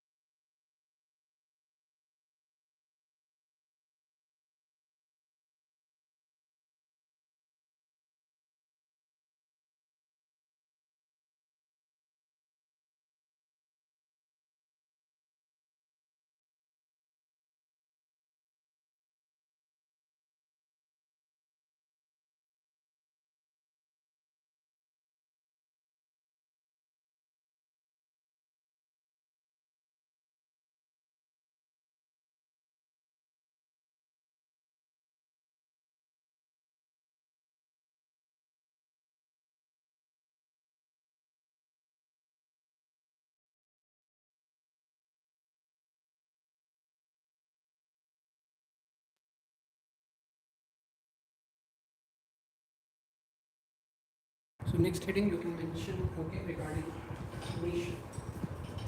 Nation. A nation can be defined as a imagined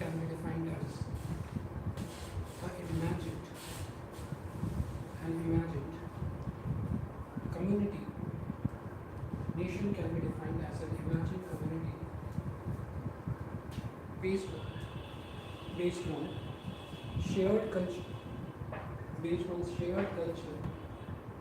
history, based on shared culture, history, language, history, based on shared culture, history, language, ethnicity or traditions, ethnicity or traditions.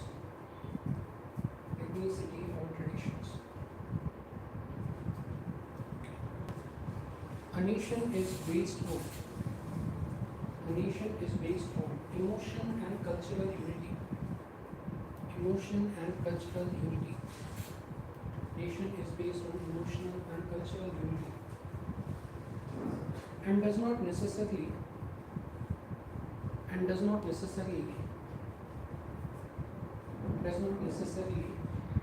have a specific territory. Does not necessarily have a specific territory or sovereignty. Does not necessarily have a specific territory or sovereignty. For example, the Kurdish people,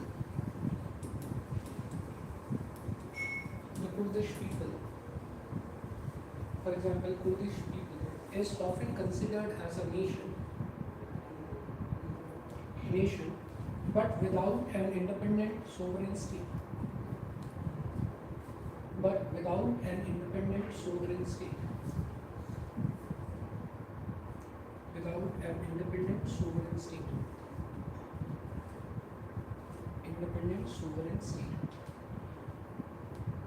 Next we write on state concept. State. It is a political entity. With a defined territory.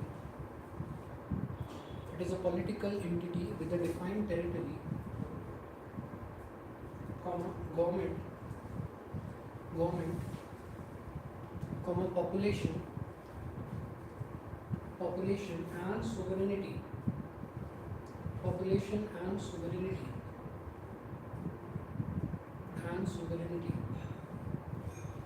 A state can be divided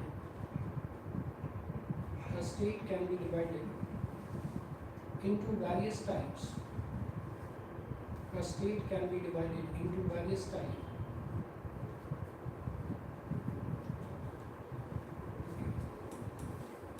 First we write down based on demographic and identity.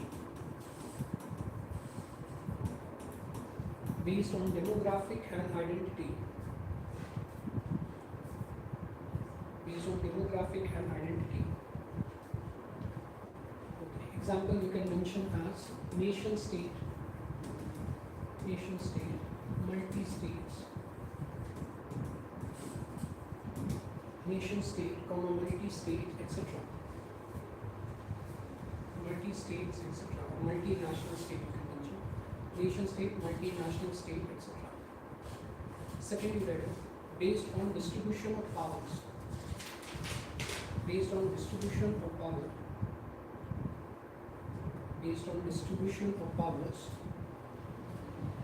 Example you can mention as unitary state or federal state.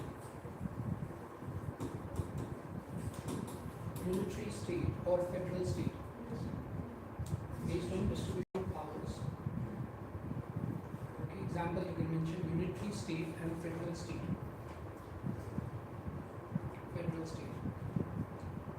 Okay, third you write based on political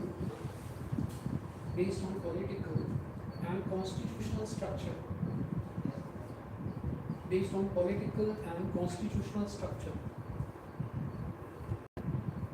political and constitutional structure. For example, monarchical state,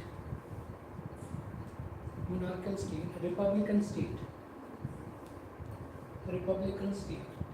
theocratic state, etc., etc. And one other four, based on level of sovereignty, based on level of sovereignty,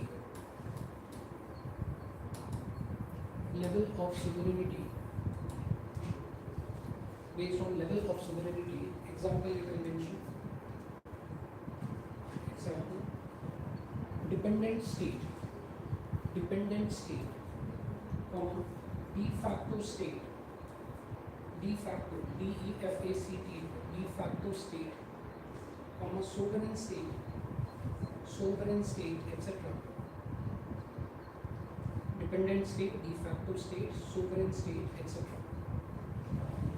Fine. And note you read, India is referred as, India is referred as a nation state.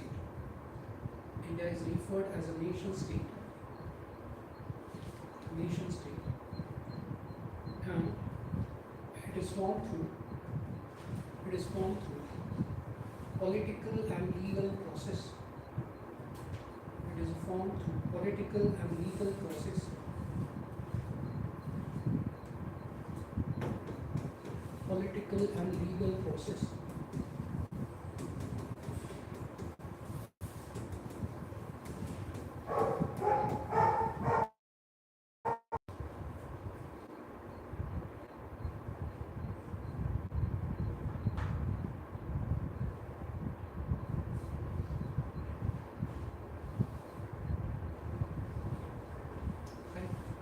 Next we read on regarding government and governance.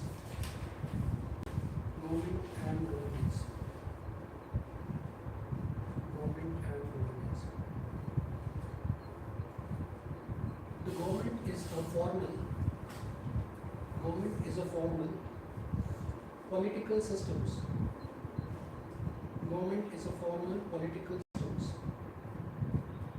Which is an institution, formal political system, which is an institution through which a state exercise power,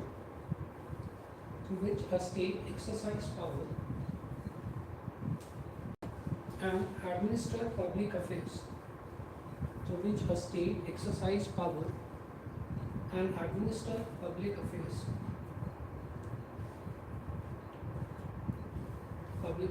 For example,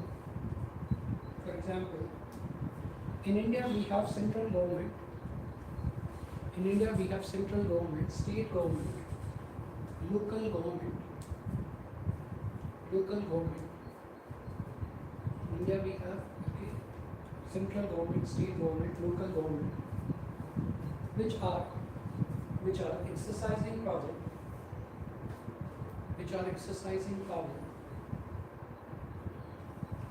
and their whole function is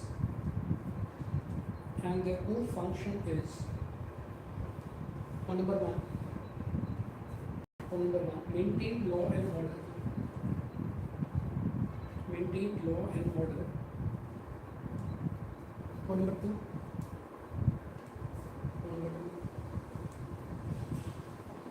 makes and implement those laws.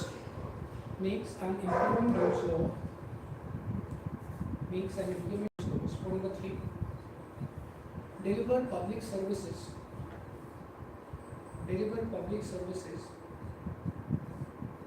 such as education, healthcare, infrastructure, etc.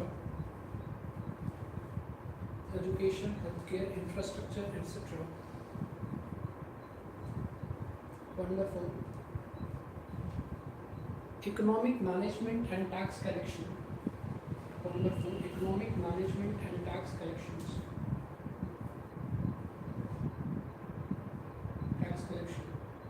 Point number five, conduct diplomacy and manages external relations. Conduct diplomacy and manages external relations. External relations. So these are the core functions of these are the core functions of the government that are there. Okay. For example, during what can a society function? Can any society function without a government? Yes. Can you give an example?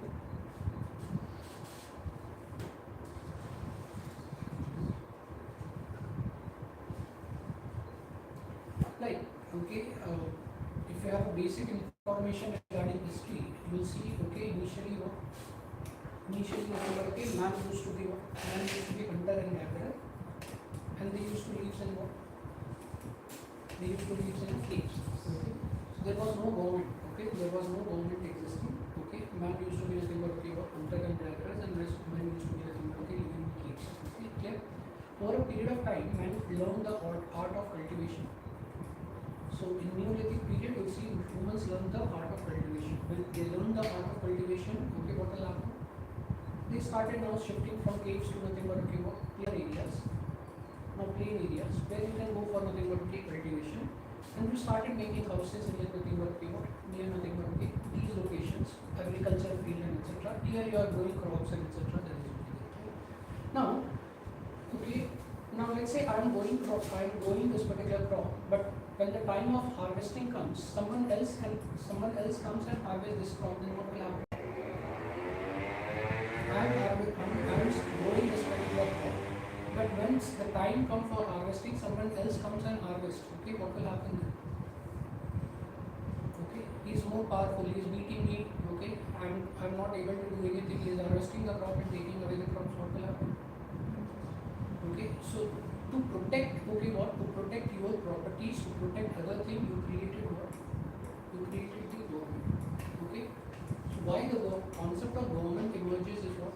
Concept of government emerges is to maintain what? Maintain the law and order situation, to protect private property, protect other property. This is the reason why the concept of government is originating. So when you are creating a government, okay, now that's why you are giving a power of tax collection to the government, because government need to collect taxes, as the government has to maintain what? Law and order. Okay, government need people to maintain a law and order. Government need to provide, let's say today police is police is maintaining law and order. So government is government need money to pay salaries to the police officials. That is okay. So government has to collect taxes in order to work. So that's why people were willing to pay taxes. Okay, you were willing to pay taxes because you wanted a government who can look after what? Who can look after law and order situations. Initially, the function of the government were what?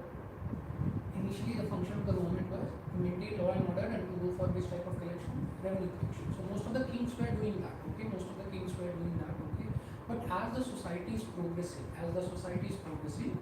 now the government is involved in various other functions also. Like government is now providing you education. You see government schools. Government is also providing you healthcare, government hospitals. Government is also running the companies. You have HPCL, NTPC, many companies government is running. Government is involved in business. Government is also involved in what? Infrastructure creation. Okay, roads are being built, metros are being built. Okay, so as and when society is progressing, functions of the government is what? Functions of the government is enlarging. That is over here. Okay, this type of government is called as what? This type of government is called as a welfare government. This type of government is called as which type of government? Welfare government. That the government is looking after the welfare of citizens. Okay, so now which type of government we are talking about? We are talking about welfare government. That is clear. Any doubt regarding this particular thing? But post 1990s, you saw we adopted the policy of liberalization, privatization, and globalization. So what does it mean?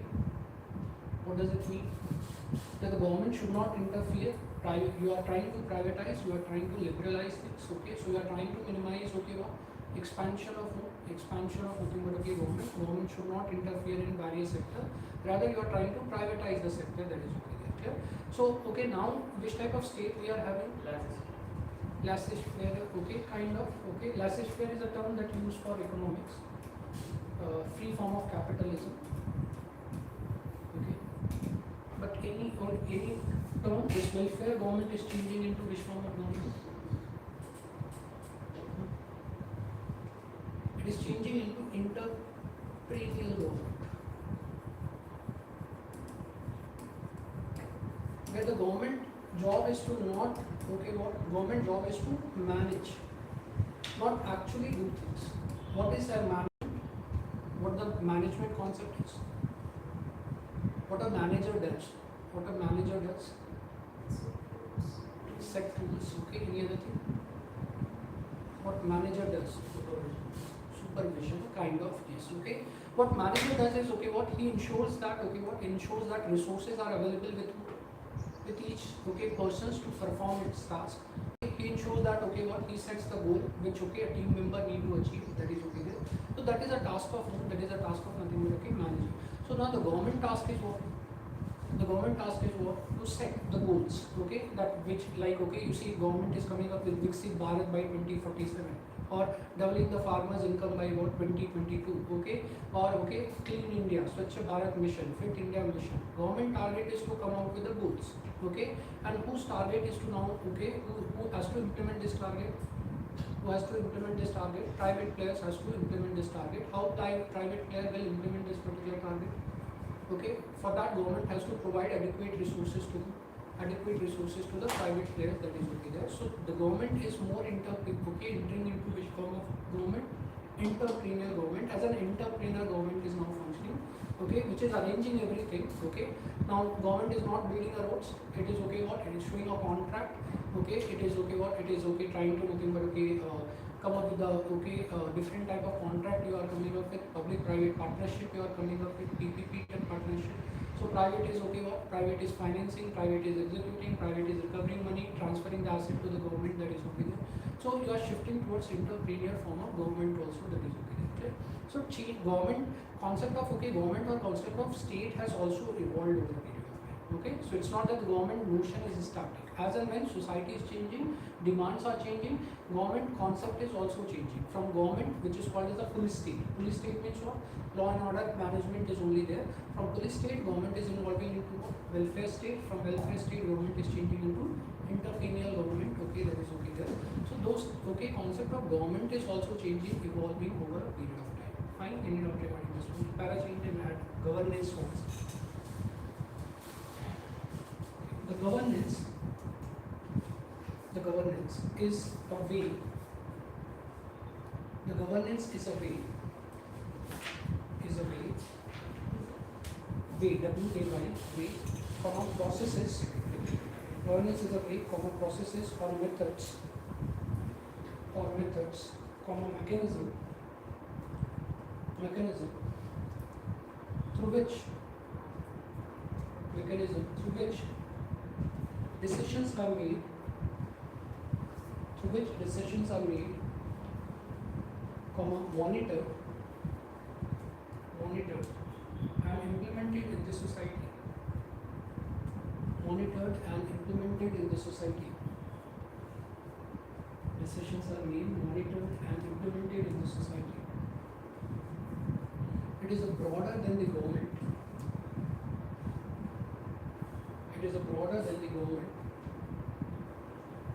And involves multiple actors. It is broader than the government and involves multiple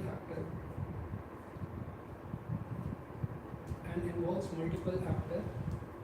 Such as government agencies.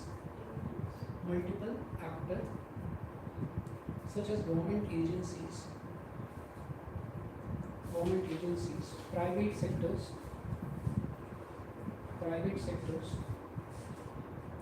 civil society organizations,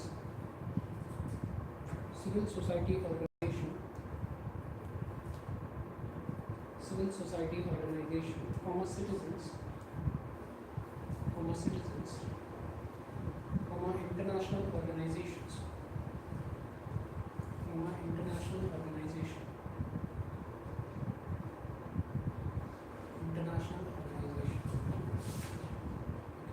core function, gotta change and title, the core function of the governance are,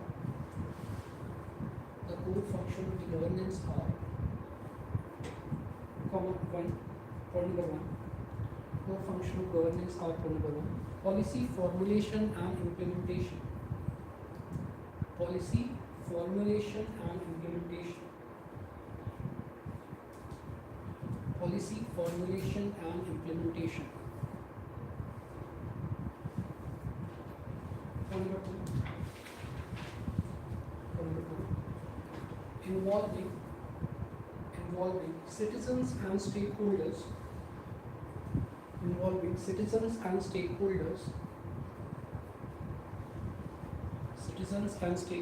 in decision making,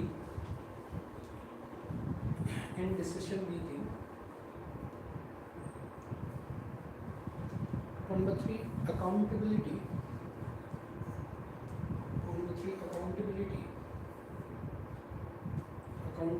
or answerability for their actions, accountability and answerability, ANSWERABILITY, answerability to their actions. Number four, responsiveness,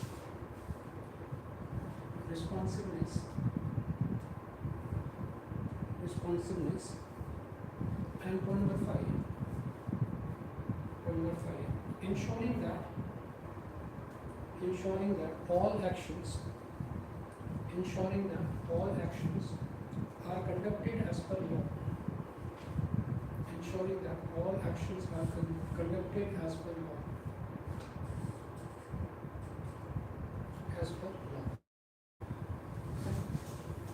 Now, there is a term also used called as a good governance. What is a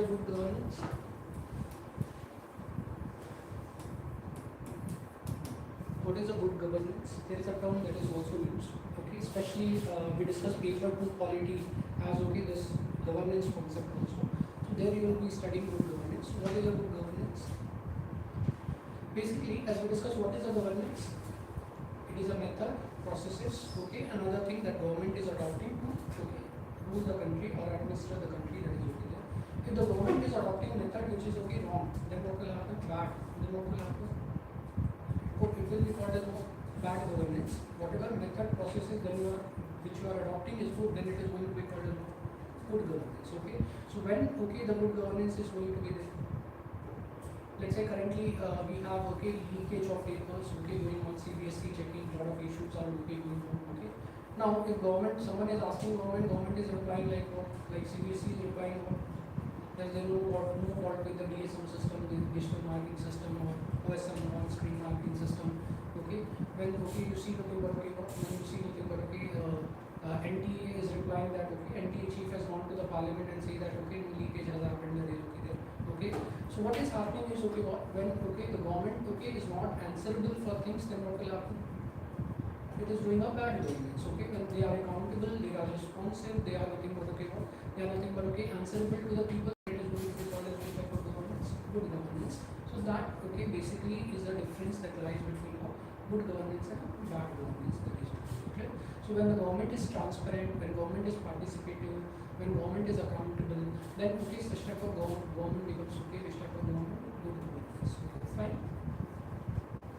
So this is difference nation and state. Next we write down regarding the term types of government.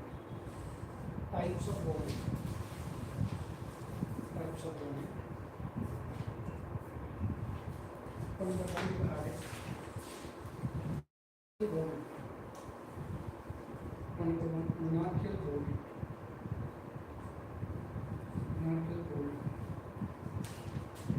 The power is concentrated with one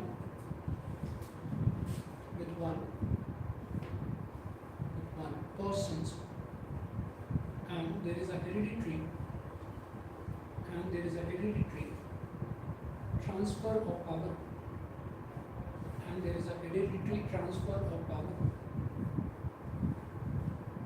Hereditary transfer of power. For example, UK is is a constitutional monarchy. UK is a constitutional monarchy. Saudi Arabia is an absolute monarchy. Saudi Arabia is an absolute monarchy, etc.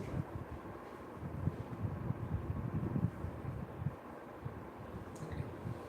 So what is the difference between constitutional monarchy and absolute monarchy? Like when king has all the power, then it is called as absolute monarchy. When king power is defined by the constitution, then it is going to be called as constitutional monarchy. Okay, so that is okay, constitutional monarchy as well as the absolute monarchy.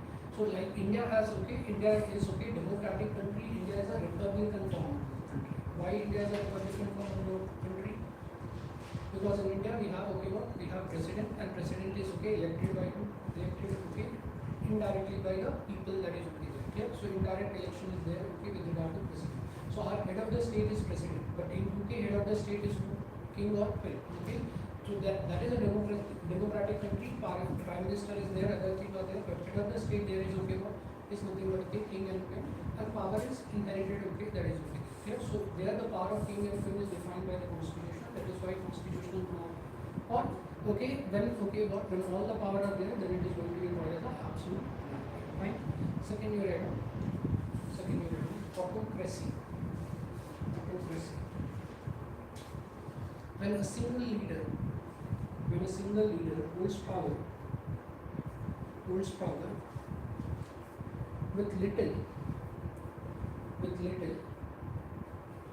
single leader holds power with little input from the public side, then it is called as a autocratic rule. For example, North Korea.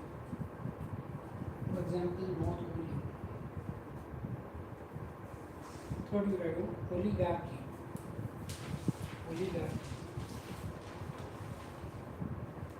When few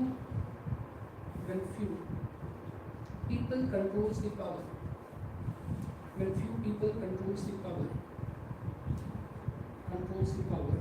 it is a oligarchic form of government.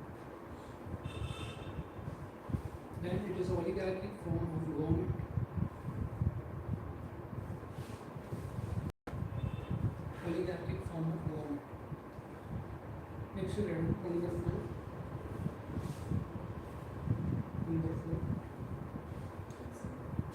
Example you can mention modern Russia.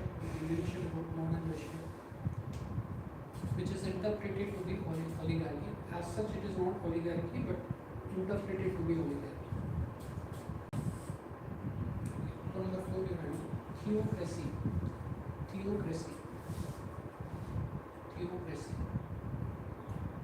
A government based on religious principle.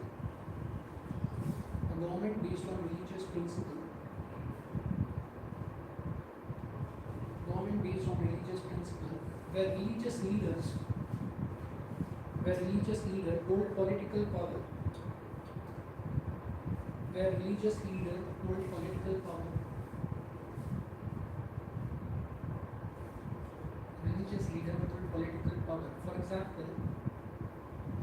For example, Iran, Vatican City, etc.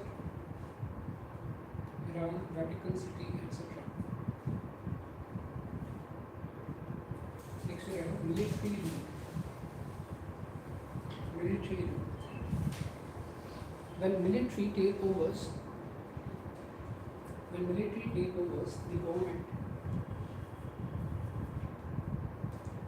the government by overthrowing the civilian government,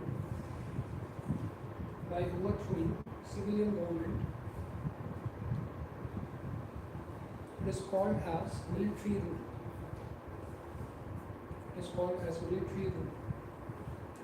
For example, Myanmar.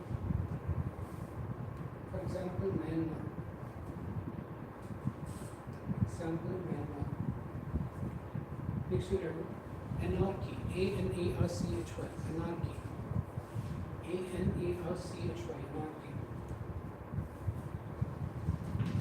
When there is an absence of central governing authority when there is an absence of central governing authority, then it is referred as anarchy.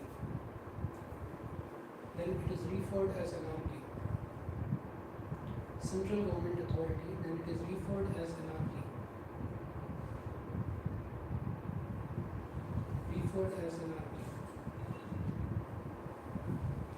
Next we learn totalitarian state. Totalitarian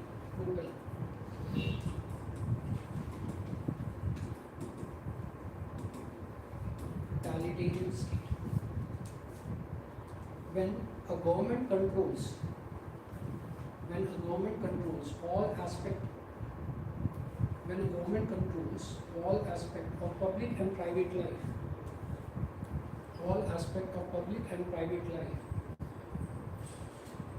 then it is referred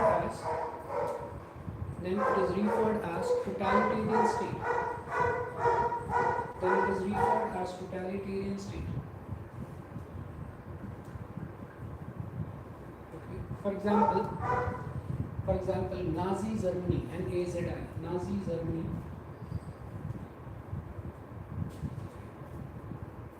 Soviet Union of Stalin era,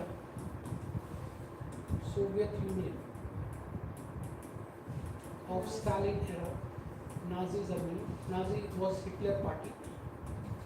So Nazi Germany, Soviet Union of Stalin era, etc. are totalitarian state. Next we mention about democracy.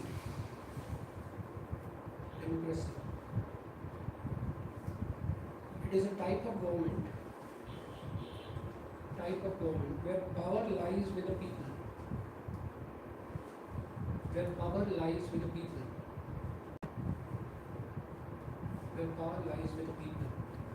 It is a government by the people.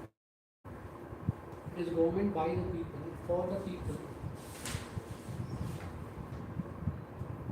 It is government by the people, for the people, and of the people.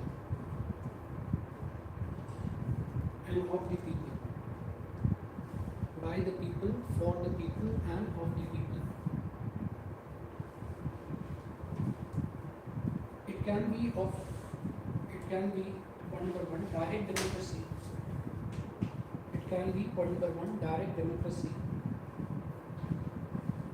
Where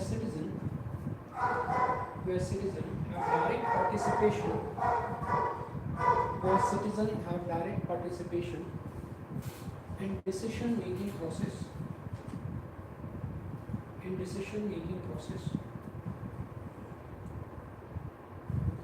For example, Switzerland. Second you read representative democracy or indirect democracy.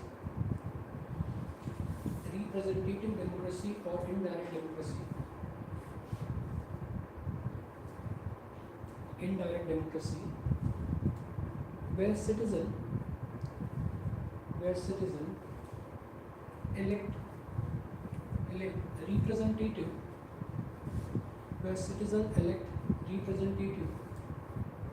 to make decision on their behalf.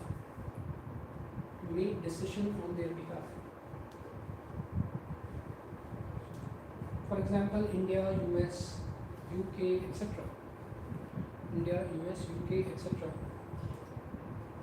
The free and fair election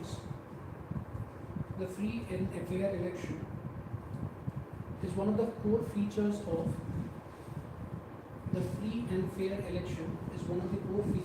indirect democracy. Free and fair election is one of the core features of indirect democracy.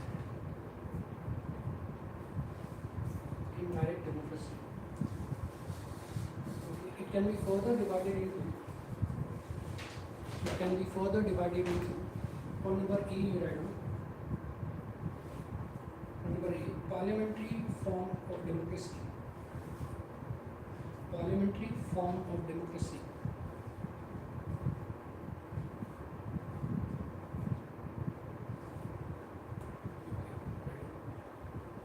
parliamentary form of democracy. Here, the executive and legislative branches are interconnected. Here, executive and legislative branches are interconnected, and executive is part of legislature. Executive is part of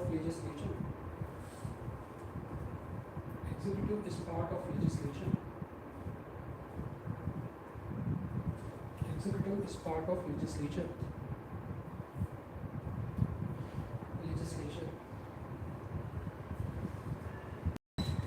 Where executive is part of legislature. Here,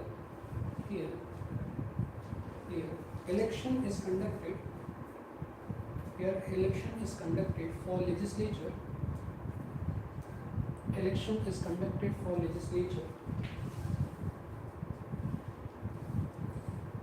And whoever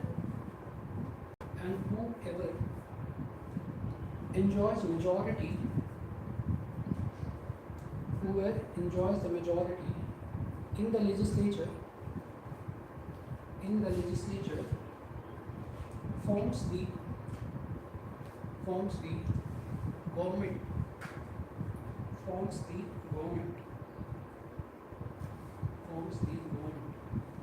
The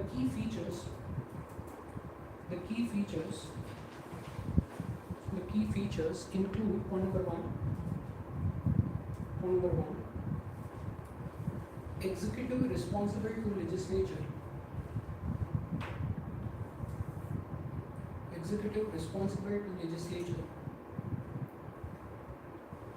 Point number two. Okay. The head of the state.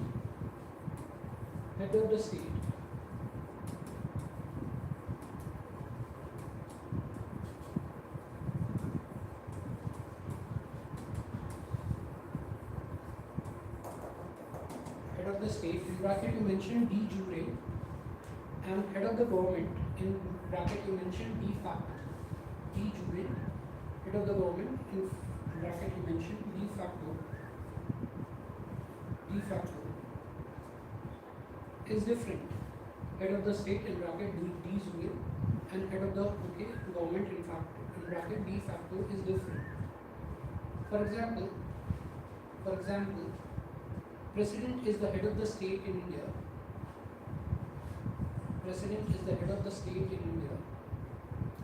While Prime Minister is the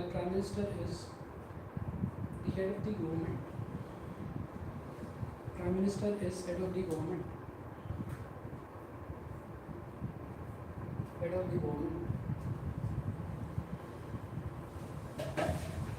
Makes you ready. Presidential form of democracy.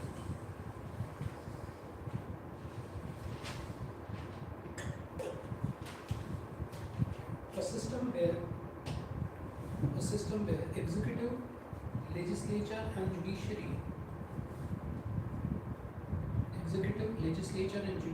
are clearly separated.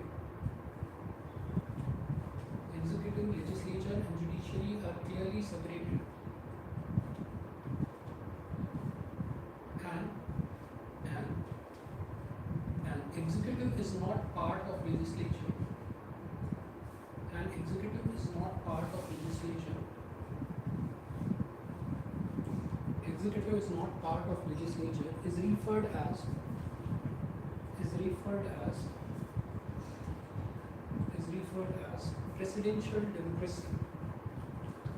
Is referred as presidential democracy. Here two separate elections are being conducted.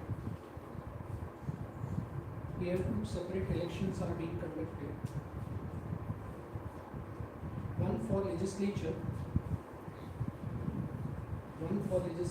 and other for executive.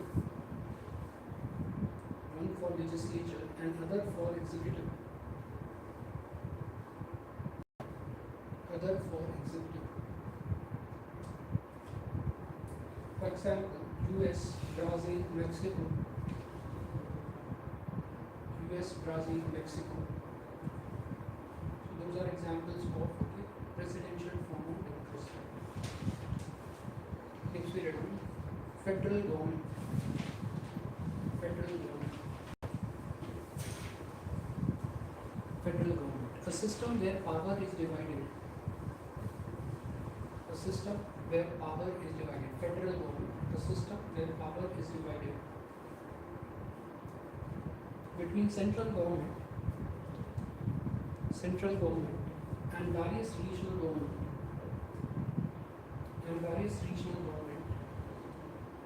is referred as federal democracy. Federal democracy. Various regional government is referred as federal government or federal democracy. For example, US, India, Germany, Australia, etc. Next we have unitary government.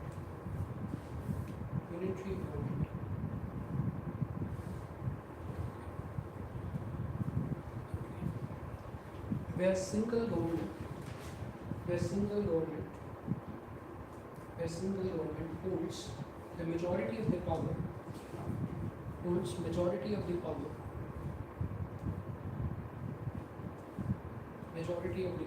and regional authorities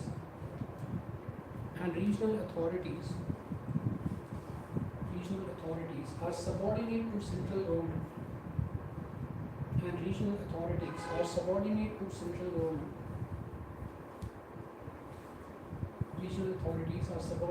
central government. Then it is referred as unitary government.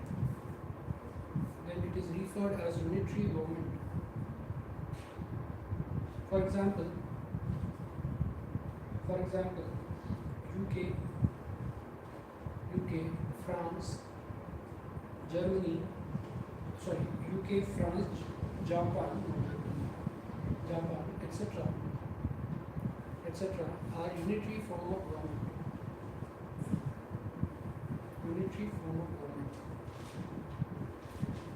Okay? So these are different forms of government that you have to keep in mind. Okay? So these are the basic terminology, basic things that you have to keep in mind. So now we'll come to evolution of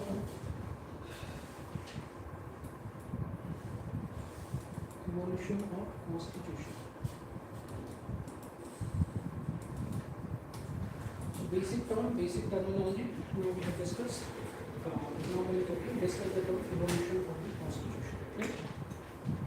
So in India, the constitution evolution is being traced from 1773 onwards, when regulating act was passed. When this act was passed, when regulating act was passed, from there we trace constitution evolution, because we discussed why we adopted the parliamentary form of government. Because British were nothing but rulers, we were familiar with this system. So British started to bring this particular system from several acts, and that's why we have evolution of constitution over a period of time. Fine. So British rule you are seeing in two phases in India. One is called as what? Company's rule, and another you call it as what? Crown rule. So from 1765 to 1858, it is a company's rule, and from 1858 till 1947 we call it as crown. So you have these rules that is there. Okay. Now in 1765 or in 1764 there was a battle which is referred as the Battle of Buxar. So in 1764 there was a Battle of Buxar. Now this Battle of Buxar was there between Nawab of Bengal. We had Nawab of Bengal. Yes. It was Mir Qasim, not Mir Jafar. So At that time, Nawab of Bengal was Mir Qasim. Then you have okay, what? You have Nawab of Awadh, and you have Mughal. Okay, so they were on one side. This combined army were on one side, and you have okay, what? You have nothing but okay, British on the other side. Okay, so the fight happens between what? Fight happens between okay, this combined army of Mughal, Nawab of Awadh and Nawab of Bengal, and okay, British. Okay, this is okay happening. And after this battle of Buxar, a treaty was signed, which is called as what? Treaty of Allahabad. Now this treaty is referred as the Treaty of Allahabad. So after this war, British won this particular war, and after this particular war, British okay, signed one treaty which is called as the Treaty of Allahabad. Okay? As per Treaty of Allahabad, British okay, got which power? British got Diwani rights. British got Diwani rights in Bengal. So British were winning power. British won this particular thing, but British did not okay, did not occupy the entire region. They defeated all these three combined army, but British did not occupy this entire region. Rather, okay, they only demanded what? They only demanded the Diwani rights in case of Bengal region. So at that time, Bengal was much bigger. It also includes nothing but okay, the Bangladesh part. It also includes some part of Odisha also, some part of Bihar also. So Bengal was a bigger one. Okay. So what you see is okay, the Bengal they demanded the Diwani rights where they demanded the Diwani rights in the Bengal. Now two type of rights okay were there. One is called as the Diwani right, another used to be called as the Nizamat right.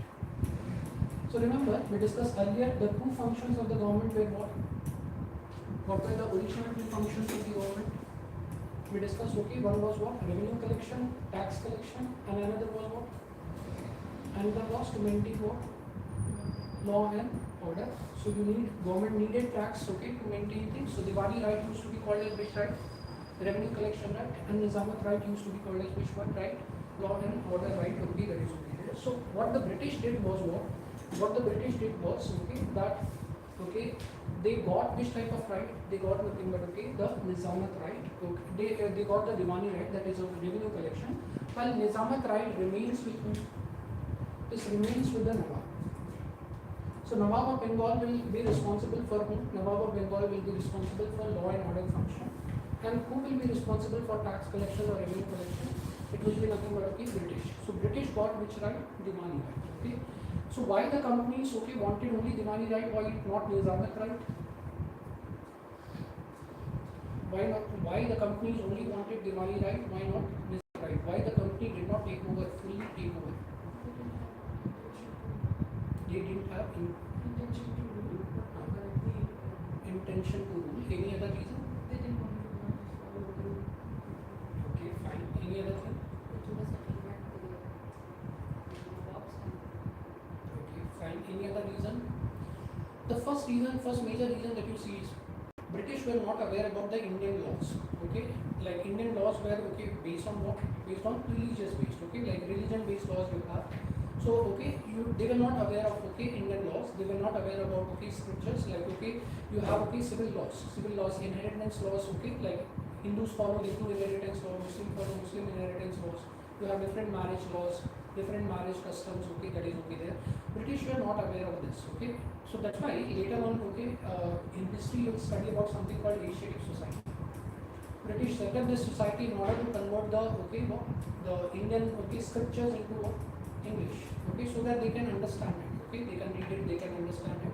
That's why, okay, they create the thing of the Asiatic society. So they don't want to have, okay, what they don't want to have, okay, the control over what? Control over Nizamat function, because this requires extensive knowledge. They need more administration, they need more people to govern. British didn't have, okay, those particular things. So they were interested in which type? Profit, and they, okay, that's why they okay, brought with system, they took over the Diwani right system, that is okay. Yeah. Also, one more reason was that East India Company, like right now when we are creating a company, this company is registered under which act? Right now we are creating a company is registered under which act? It is registered under the Companies Act. Okay. Who has designed this Companies Act? Government has designed this particular Companies Act. So earlier when companies used to be created, how companies used to be created? Right now you have legislature has passed this law, you are registering company, okay, that is okay there. So earlier when companies used to be created, how it used to be created? So they used to be created through a charter. This charter used to be issued by who? King or Queen, okay, that is okay there. So British King and Queen has issued a charter, they created which company? East India Company. And what were the powers of East India Company? Okay, trading powers. They were created for which purposes? Trading purposes. So they had which type of function? They had which type of function? Trading function. Okay, means which type of function? Commercial function. They have which type of function? Commercial function. Companies have which function? Commercial function. But when the companies are occupying the Diwani right, they also got which right? Revenue collection, tax collection right. Okay, it is which function? It is which function? Is it commercial function? Is collection of tax is a commercial function? Can I go and collect the tax? Can I go and collect the tax? Right? Can I demand the tax from you? Why? Why I can't demand it?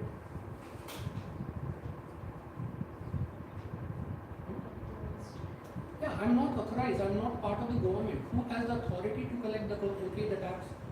Only the government has the authority to collect the tax. Okay, if I come to collect the tax, okay, what will happen? You will not give me tax. Okay, who are you to collect the tax? Okay, so what you see is only authorized person. And who is authorized person? Government is authorized to nothing but collect the tax. Now you are performing. Government is performing which type of function? Government is performing which type of function? Political function. Government is not performing which type of function? Commercial function. Government is not performing. Government is performing political function. So now the company charter is saying that company has to perform which type of function? Commercial function. But company is also extending and now performing which type of function? Political function also, as they got which type? They got nothing but revenue collection right, tax right, okay, that is okay there. So company thought that they capture the whole power, law and order power also, total political function, then what will happen? It will it will violate the charter also, and king and queen will what? King and queen will take an actions against nothing but companies, that is okay there. So that's why company didn't want to generate much of interest in also, that they should not come to know that what is happening over here. They should not it should not generate much interest in retail also, that is okay. Clear? So that's why political functions, what political function, they took over which type of function? They took over only nothing but the revenue collection function, not the other function, that is okay. Clear? So this is what we call as what? This is what we call as a Treaty of Allahabad, through which they got. So more detail you will study in history, why this treaty was signed, what was the outcome, etc. I'm just giving you a background why the Regulating Act 1773 were passed. But now, you see company is going beyond their function. So now king and queen has to control the function of the company. So that's why to control the function of the company, which act they got? Which act they got? Regulating Act of 1773. So since company is going beyond their beyond their charter, beyond their functions. So to control the functions of the company, now new act has to be brought, which is leading to what we call as the Regulating Act of 1773. Clear? So what is the major point of this act?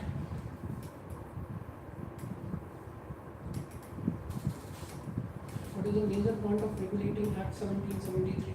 So the first important thing that you see is this recognize for the first time which functions of the company? Political functions. For the first time, companies' political functions were recognized. So we discussed company were performing political function, but their political functions were not recognized by the British King and Queen. So now companies is recognizing which function? Companies the British Parliament or British King and Queen is recognizing which function? Political function. Fine. Now when Britishers came in India, Britishers has a presence in three major territory. This is used to be Madras, Bombay, and this is Calcutta or Bengal region. Fine. Now each area, the company used to appoint a governor to manage. So Bombay, governor was appointed to manage the Bombay region. Governor was appointed to manage nothing but Madras region. Governor was appointed to manage nothing but Bengal region. So company were appointing nothing but a governor to manage these regions, that is okay. As they also had a fight with whom? They also had a fight with nothing but local people over here. Like we'll see the 67 to 69, you will find Anglo-Mysore War, first Anglo-Mysore War. Okay, it's happening between nothing but 1767 to 1769. You'll see Anglo-Marathas War also, 1775 to 82. This is the period of Anglo-Marathas War. Okay, so you had constant war going on with the local kingdoms also, that is okay there. So to manage this area, to manage the forts, to manage the factories, they used to appoint what? They used to appoint nothing but governor. Clear? So what this Regulating Act 1773 is trying to do? This is trying to bring a centralization. This is trying to bring a centralization. So we say that company's rule is what? We say that the company's rule is the bill is a centralization, period of centralization. While crown rule is called as a period of decentralization. So here, power is what? Power is decentralized. Decentralized means what? From central government is it being given to the local government or regional government. But here what is happening? From central government, power is going to from local government, power is going towards something like central government. So centralization is what? From the local, you are taking power and giving it to the center. That is the centralization. While decentralization is what? From the center, when you are taking power and giving it to the local bodies, then it is called decentralization. That is okay. So here, this Regulating Act 1773 is called as the beginning of centralization. Here the centralization process is something that is starting. So how it is starting? It's saying that now the Governor of Bengal will be referred as what? Governor of Bengal will be referred as the Governor General of Bengal. So designation was changed. Governor of Bengal will be now called as the Governor General of Bengal. While Governor of Bombay and Governor of Madras, they will be now subordinate to Governor General of Bengal. So they will not be subordinate to Governor General of Bengal. Whatever decision they are taking, they will take with the approval of Governor General of Bengal. So now we are shifting the powers from these two to nothing but the center. All approval is required from where? From the Governor General of Bengal. Clear? So why why not Governor of Madras is given as this power? Why not Governor of Madras has been given as Governor General of Madras? Larger area. Any other region? Because the Cornwallis who became the government and he was cited by the limitation. Cornwallis came later, in 1786 Cornwallis came. Here we are talking about 1770. Warren Hastings was there, he was there. But why do you think only the Bengal, here only Governor General of Bengal was created? Why not Governor of Bombay was designated as the Governor General of Bombay and rest two were put under that? Why not this case? Because where the company has got the political power, in the Bengal, we discussed where they have got the revenue collection right, in the Bengal, where they have got the political power, in Bengal they have got the political power, So Treaty of Allahabad, just now we discussed where, the political power is there. Political power is there with the Governor General of Bengal, that is over there. So tax collection, revenue collection right is over here. So that's why Governor of Bengal is designated as what? Governor General of Bengal, and other two regions has now been brought under the control of nothing but Governor General of Bengal. Fine. Second thing it did was to assist Governor General of Bengal, it created Governor General Council. So it created a Governor General Council to assist, and this Governor General Council should consist of how many members? 4 members, This Governor General Council should consist of how many members? 4 members. So to assist Governor General of Bengal, there will be 4 members of council. So you can see that currently we have Prime Minister versus Prime Minister, you have what? Defense Minister, Home Minister, External Affairs Minister, other minister, Like that, to assist Governor General of Bengal, there should be a council which is going to be called as what? Governor General Council. And at this here, to assist Governor, you also have Governor Council. And to assist Governor here also, you have Governor Council. Fine? So like you have Chief Minister and Council, like that, you also have Governor and Governor Council at the local level also, that is okay. So to assist Governor General of Bengal, there will be a Governor General of Council, and this Governor General of Council should consist of how many members? 4 members, that is okay there. And to assist Governor of Madras, a Governor Council, versus Governor of Bombay, Governor Council has to be created. Clear? Any doubt regarding this particular aspect? Fine. The next important provision that you find is okay what? The next important provision that it okay what? It barred the company's official. It barred the company's official from accepting any gift. From accepting any gift or okay from accepting any nothing but okay even or indulging in any type of private trade. So it barred the company's official from accepting any gift or indulging in private trade that is okay. Why this was done? This was done to minimize corruption. This was done to minimize corruption because there was too much corruption in the company. To minimize the corruption, okay, what is happening is what? What is happening is okay. This is okay how the things were done. Okay, the company's official was barred from accepting any gift or private trade. Clear? Suppose okay, we discuss company's job is to collect what? Collect the tax. Let's say I have okay this land. From this land, let's say assume that I have to pay 10,000 rupees as what? As a tax. Okay, now who is coming to collect this tax? Company's officials are coming to collect this particular tax. Now, okay, what is happening is okay, and I'm asking okay the company's official to reduce my tax liability. That okay, reduce my tax liability. Instead of 10,000, you reduce my tax liability. Company's official say that okay what? I'll reduce it to okay what tax liability to 7,000, but I want 1,500 as a bribe. You give me 1,500 as a bribe, I'll reduce your tax liability to 7,000. I'll show lesser land and I'll reduce your tax liability, that is okay. Yeah, any doubt regarding this particular thing? So now, okay, companies official are indulging in what? They are indulging in bribes, they are indulging in nothing but okay, private trade. Too much corruptions were there, okay. So to control the corruptions, okay, what was done that the company's official were okay barred from accepting any gift of private trade. Now, okay, as we discussed how this 1,500 okay company's official will show how they are going to how because this is a bribe money, okay. So how they will show that okay how they are earning this money in the form of gift, in the form of nothing but okay private trade and etc. So that's why okay the company's official were barred from what accepting any type of nothing but okay gift, indulging in any private trade. So that was also done in the case of nothing but okay regulating that. So that okay what? So that there is a transparent collections okay of taxes and etc. That is okay. Yeah, any doubt regarding this particular thing? Next important thing that you have to keep in mind is okay it also established a Supreme Court where in Calcutta. Okay. So a Supreme Court was something that was also created in case of Calcutta. Okay. So what is the function of this particular Supreme Court? Okay, to solve the dispute. Okay, if any dispute is something that is okay arising, okay, to solve that particular dispute, a Supreme Court was something that was created in case of okay Calcutta.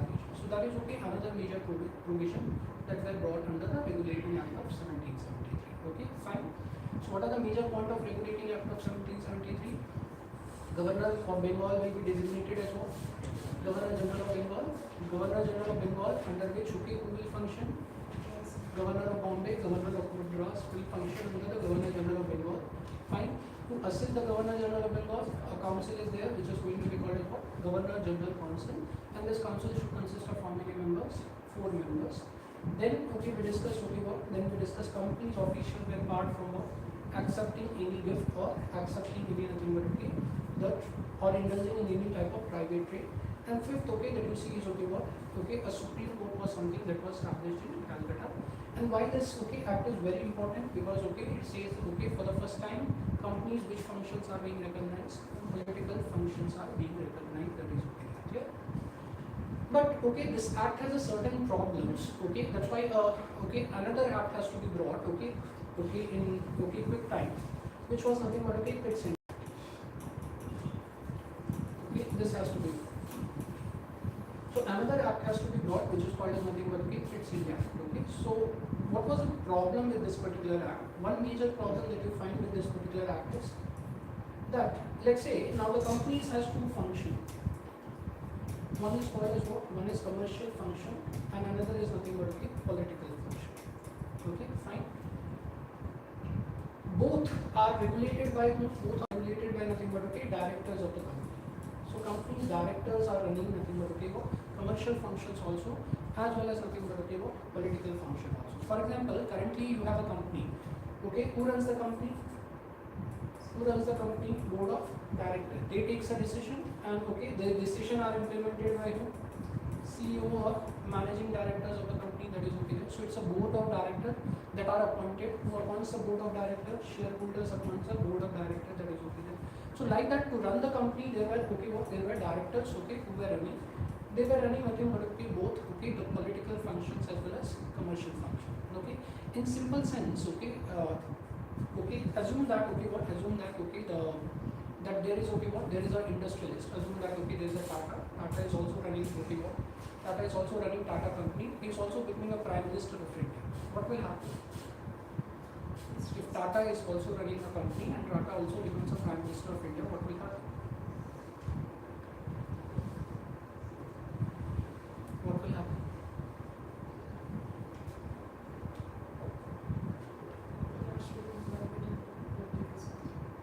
Yeah, there will be conflict of interest. Okay, there will be conflict of interest. Whatever decision, okay, let's say Tata is taking as a prime minister, okay, whatever policy he is going to make, it will always benefit which company?